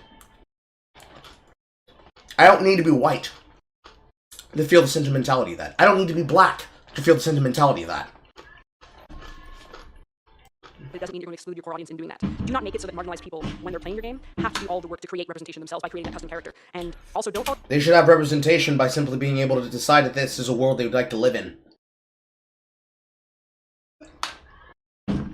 If they are so short-sighted that they feel that the world's not for them because they don't see someone specifically represented by them and their ideology in the game, then they have no idea what camaraderie is. Or what representation is. Fall into this trap that I think a lot of people fall into, which is they think, okay, don't worry, we can include everyone by making this like single default universal experience that is universally representative. Because usually, like all that means, as it did in the dating example, is that you're aiming at your core demographic and you're probably invisibly leaning towards the dominant societal voice, even if you don't realize it. And if you're in development and you are part of like that dominant voice, you're like a cis hetero white dude or just adjacent to that, do not wait until the end to call your consultants. Bring them at the beginning, and instead of asking them, hey, is this very racist thing we did very racist, or is this deeply offensive thing we did deeply offensive? Are you hurt by it? Ask them what they want to see. Like ask them what would thrill them, what would bring them joy, and if you have a team lead, put that request to them very, very early. So, this is exactly what people have accused Sweet Baby of doing. And, as I showed you in that post, they still throw the problem at the feet of the industry by saying, they didn't contact us soon enough. We didn't get there early in time. They already made that decision before we were ever involved. But they still did the things they could to lead up to the bad choice. And then in the games where they're 100% involved, those games still suck dick.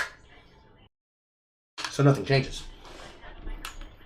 If you're a creative working in AAA, which I did for many, many years, put this stuff up to your higher-ups. If you're me, and you hear this as a consumer, what I'm hearing is, you companies are paying money to a group whose purpose and need is superfluous and serves no real purpose. And if they don't see the value in what you're asking for when you ask for consultants, when you ask for research, go have a coffee with your marketing team and just terrify them with the possibility of what's going to happen if they don't give you what you want. Because they have to consider, like, I say that a lot as a joke, but it's actually very, very true, because if you start to consider the people who are player and audience facing and who have to deal with mitigating harm and with keeping the sentiment around their game and their product positive, there's like a genuine value that you can press upon them with both ethically and financially. You could say this is important. And it's also a valid discussion to have, because if you're working with a very thin narrative budget and you work in AAA, I think you'll be pleasantly surprised or dismayed by the amount of money that marketing can give you. I'll translate. Scare the marketing department by saying that they're going to lose money by what they will miss out on if they don't pander. Because what you just described, ma'am. What you just described, Kim. That's pandering. What you're doing is gaslighting as a company to the marketplace and to the developers. But you're pandering. You're pandering to the lowest common denominator. And the lowest common denominator still aren't buying your games. Now, back to you, Gaff. Or if you use the term the way I think you're using it, and they're ruining games, blah, blah, blah. To that I would say, shut the fuck up, you morons. You fucking idiots. Listen. Shut up, you moron. You should let them scare people into believing that they need to push for progressive values in your game. Who cares if Volition gets shut down? Who cares if Illuminate gets shut down? Who cares if 303 or Raven gets shut down? Who cares if they get absorbed? Who cares if the people lose their jobs in layoffs and get fired by Embracer Group? Who cares, you baby? Shut up! Stop crying! Stop crying about wah. Crazy. Let me just paint this for you, okay? Let me make it very clear for you. DEI, diversity, equity, and inclusion, is not a legal mandate, okay? It is, a lot of times, a lot of these people who seem to be opposed to anything other than... It's not a legal mandate, but they are making it sound like it's a legal mandate, especially when they quite literally have the tactic of terrorizing groups by saying, think about what you're going to lose out if you don't do this. Then the status quo will go, oh, they have to get these points, these DEI points, or there's another version of it, CSR, corporate social responsibility, ESG, whatever. None of these are legal, required. Unless you work for like a government company and they have mandated it, fine, that's its own thing. But if you're talking about a video game company, private or public, no, I'm sorry. Spider-Man didn't have to go to these guys. God of War, Suicide Squad. No, they didn't have to, except that they did have to. Because they were being told that you will miss out on money if you don't do this. That, David Jaff, is called a competitive edge. They are touting themselves as something that the companies need to have a competitive edge. Only now has the industry been so dog shit that they see it all breaking in their head. And ironically enough, I see a fucking video here that's touting the same gaming as woke shit. That's using somebody else's face, specifically Az's. But you don't address the problem that is important, which is that they are being told they need to have it because they're missing out on things. And you're telling the people that see this problem, shut up! That's crazy! Motorfest, which great game by the way, did not have to go to these guys to get anything in order to get more money or tax breaks or anything like that. The only kind of thing that you can see is sometimes with the DEI stuff, public companies, the shareholders will be like, hey, we want to know the company is kind of really doing that sort of shit. Okay, fine. Until, here's the tricky part. Because the shareholders are being told they're doing this thing as an investment to reintegrate themselves into society and to reinvest themselves into the moral compass of what they're choosing to do. There is money tied to it. Okay? Until doing that kind of shit ends up hurting. That means they have a fiduciary duty, David. Bottom line. And then the shareholders don't give a shit. Here's how I know, and here's how you should know too. When Bobby Kotick was presiding over Activision up until a couple of days ago, and all the money was rolling in like a goddamn avalanche cash into the stockholders' bank accounts, as much as Kotick was reported in the press to be, if not directly involved, although sometimes, but certainly indirectly involved as it relates to enabling a culture of misogyny and lack of diversity and sexual harassment, and sometimes even worse, he was always re-voted in, and the board always supported him, and the stockholders always wanted him to stay. Industry known goblin David and Bobby Kotick, he was so responsible for the harassment reviews, but he kept getting in over and over again because everybody on the board were cronies for him. What a horrible example.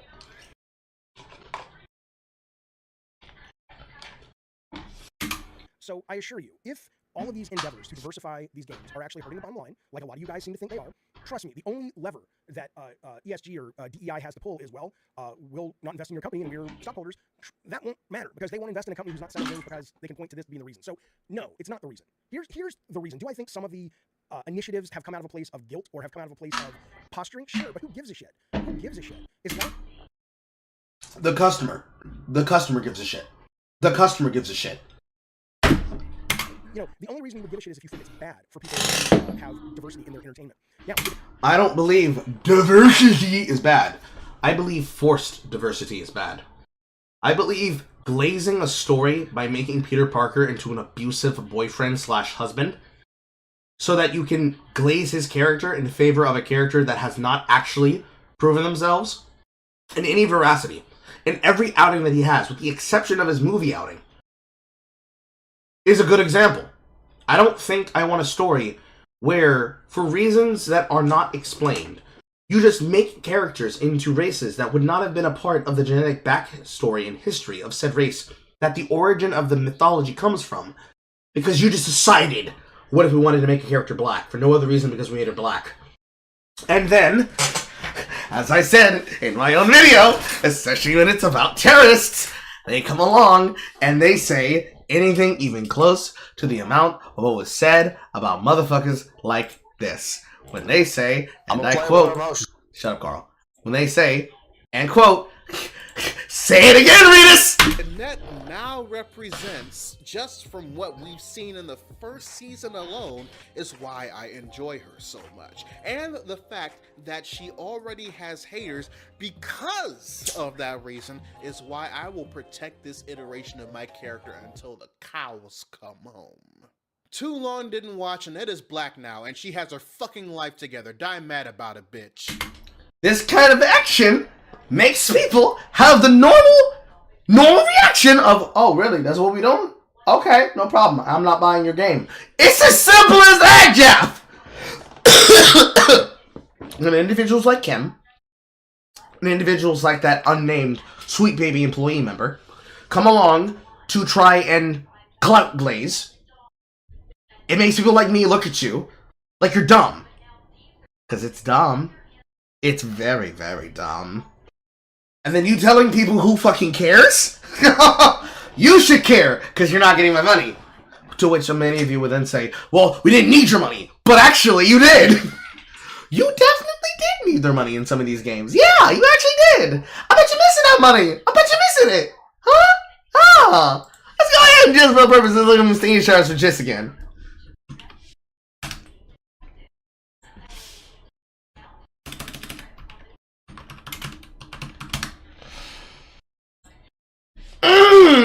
I bet you're missing out money. Each one of those purchases, by the way, is representative of $70. Let's just go ahead and look at the potential amount of money that you could potentially be earning. $13,459 multiplied by 70. With just the all-time peak numbers alone, the amount of people who have purchased and played this game, if they go by the basic amount, is about $65,000 under $1 million of sales work. Millions of dollars have been poured into games like this. I think you care! I think you guys care! I think WB, after they made the news report, cared! I think Embracer Group, when they said, man, this looks okay, but I think it's going to be divisive, but we have to wait for the sales call to come back, and then it did, and then he shuttered them. I think they care! I think they care, David! David, I think they care! I think they care enough to cut their jobs! I think they care, bro! Bro, I think they care. Bro, I think they care. I think they care a lot. I think they care a lot. I think they care enough that they're willing to destroy things and then repurpose them if they can't produce money, bro. I think they care. I think they care.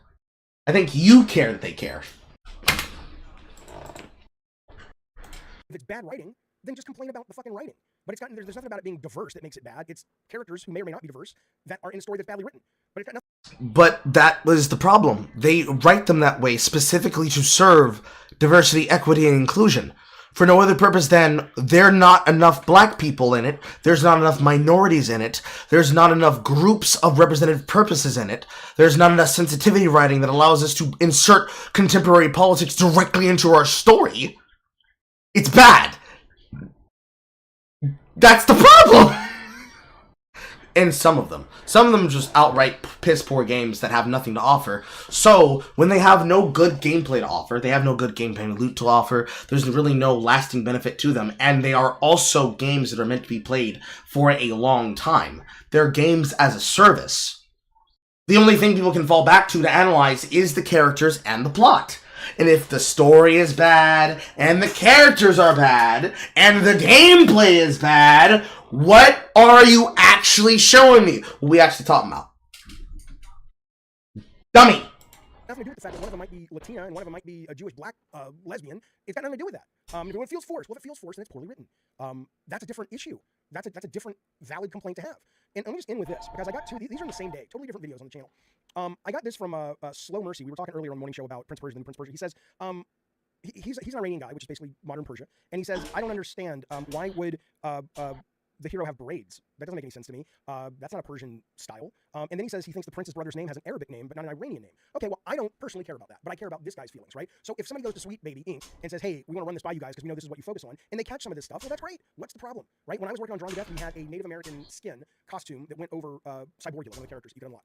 And I approved it, great concept art, and then one of our concept artists came to me and said, hey, you do know that in the Native American culture, which the answer is no, I didn't know, all of the patterns and sort of symbology in there, sort of the graphics on the outfits that we were having in the game, depending on the tribe and depending on what the symbol is, that means something to them. And I'm like, oh shit, really? She's like, yeah, you don't want to just willy-nilly draw some stuff that looks like something you've seen in the cowboy and Indian pictures back when you lived in the 50s. I never lived in the 50s. And I'm like, oh, okay, that's good to know. And we changed it, we fixed it, and I was glad we did. Another guy, like, what's the problem? What are you so worried about? Another person writes me. So the example you just gave is something that is very important, because you're basically trying to tap into a culture and a language that you don't speak. The difference of you tapping into a language that you don't speak and needing to be told, hey, yo, bro, you do realize that the symbol you're having the team draw basically translates to death to Jews, is not the same thing as, you know, I saw all these people in this cast and I just decided, what if we took one of these characters, we made them black, and we also made them a trans lesbian? Not the same thing, Gaff. Not the same thing. This was just a couple minutes ago. Omniversal. 15 minutes ago, we were talking about GTA 6. The trailer was it woke. Pete Turtle called in and said it was woke. That was that video. But he says, I'm Latino. Apparently my very existence is woke. Just being me is being woke. Right. This is what I'm saying. Let people be in the fucking video games, the movie. Shut the fuck up. I get it if you're talking about a character that for whatever reason they've decided to change the race of, the culture of, the sex of. You know, it doesn't bother me that much, but I understand the complaint of like, just make a new character. Okay. That's you know, it doesn't bother me, but I can respect kind of the more artistic claim about canon and all that. Whatever. That's all. But you can't respect the consumer's idea of, this looks boring and lame and looks like the same gray slop everyone else is making. I'm not interested in buying it. They're the ones who need to be told to shut the fuck up. True. People who are in the comment sections of your channel, you want to use as examples, despite the fact that it is not good that you're doing this. Because you're literally just showing people who have positive comments. You're going to the comments that are published. What about the comments that have been held for review? David, what about the comments that have been held for review? Because I can see some of the comments that are still here up on the platform that you may or may not have directly replied in. Hey, yo, what about these comments, bro? Bro, what about some of these comments? Ah, I see. Right or wrong, that's just a valid take. But the minute these people are, which they are, creating new characters and worrying about diversity, that still pisses you off. So here's the thing. Either complain about bad writing, not diversity inclusivity, because that is your real problem, or just admit that you're a little bit racist, or admit that you're a little bit, Disliking when people have excuses to make companies that are racist makes people racists, and they should admit that they're racist, instead of very clearly making a personal judgment and saying, you know what, actually, it's not worth my money. Garbage. True. So fucking true. True, bro, so true! uncomfortable with the idea of usually, not always, I'll give you that, but usually the white male population in America, you're uncomfortable with the fact that they are no longer always the main hero, and they're not always the main star of them. Clearly, white men are so racist that you imply that they're racist. Despite the fact that you're not actually talking to these people, and you're certainly not having them call in and respecting them enough to actually have them there. I don't believe you're doing it, but you claim to be. Perhaps what I should do is I should call into one of these shows. Perhaps I should. The comic, the game. Just own it. I mean, seriously, own it. It's not illegal to be racist. It's not illegal to sort of feel like... Literally, in many places, it's illegal to be racist, and if people can be able to justify that, it is enough to quite literally take them to jail for that, because it's bigotry, and it is also prejudice, which we do not allow in many places, such as the workforce. Just... Come on, bro. It's not legal to be racist, but you made it to be. Great replacement theory is a real thing. I don't think it's a real thing, but it's fine if you do. Nobody mentioned anything about the great replacement theory. Get the fuck out of here with your fucking false flag bullshit. Be a fucking grown up about it, and dare I say, be a man about it, because it's usually dudes, and just sort of say, yeah, no, I get it. Everything you're saying, Jeffy, makes sense. I don't really like it when the white culture is pushed out of the starring roles of things. And just go, okay. At least people would respect your honesty. But now it just sounds like you're trying to buttress up some bullshit or some racist argument with some bullshit logic. It's not worth it. Be well. Making up a bullshit logic to explain the racism of the woman who quite literally started her company based on racism. Because she believed writing stories was when you wrote as a white guy. Racism is when you see somebody else being a racist. True! Enjoy your day. Oh, what a wonderful thing. What a cool comment. So crazy. It's so crazy, bro. It's so crazy how out of touch you were, man. That's so insane. It's so insane. And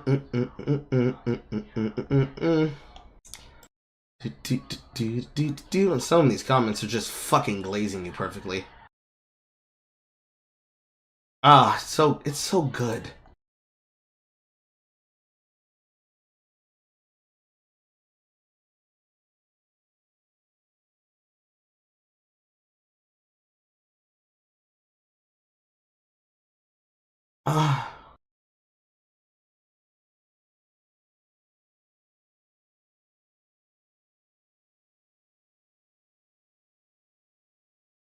Lovely. I'm seeing all the same arguments. And he did indeed gloss over the role of Blacklock. Oh, man. He is fighting for his life in the comment section. My god. So, David Jaff doesn't know what he's talking about, and is willing to cape for the creator of Sweet Baby Inc., as are many people, because he doesn't want to actually have the discussion that nobody wants to have. That's sad. That's really poor and sad. And unfortunate. Now, I'm getting hungry, so I'll return in maybe 1 to 2 hours after I eat, and we'll see what trouble I can get into. Remember, D&D is tomorrow, and depending on when I do whatever, Jay says she has no interest in digging into Sweet Baby Inc., so it'll probably be made into a versus chat, where we're going to dig into the writings of Kim Belair. And then you all can get to learn the shit that I've learned within the last 5 days of doing research on Sweet Baby Inc.'s writing and their thought lines. In the meanwhile, I will see y'all in an hour or two. I'm gonna go cook burgers, and I'm gonna be back. Don't bust that nut yet.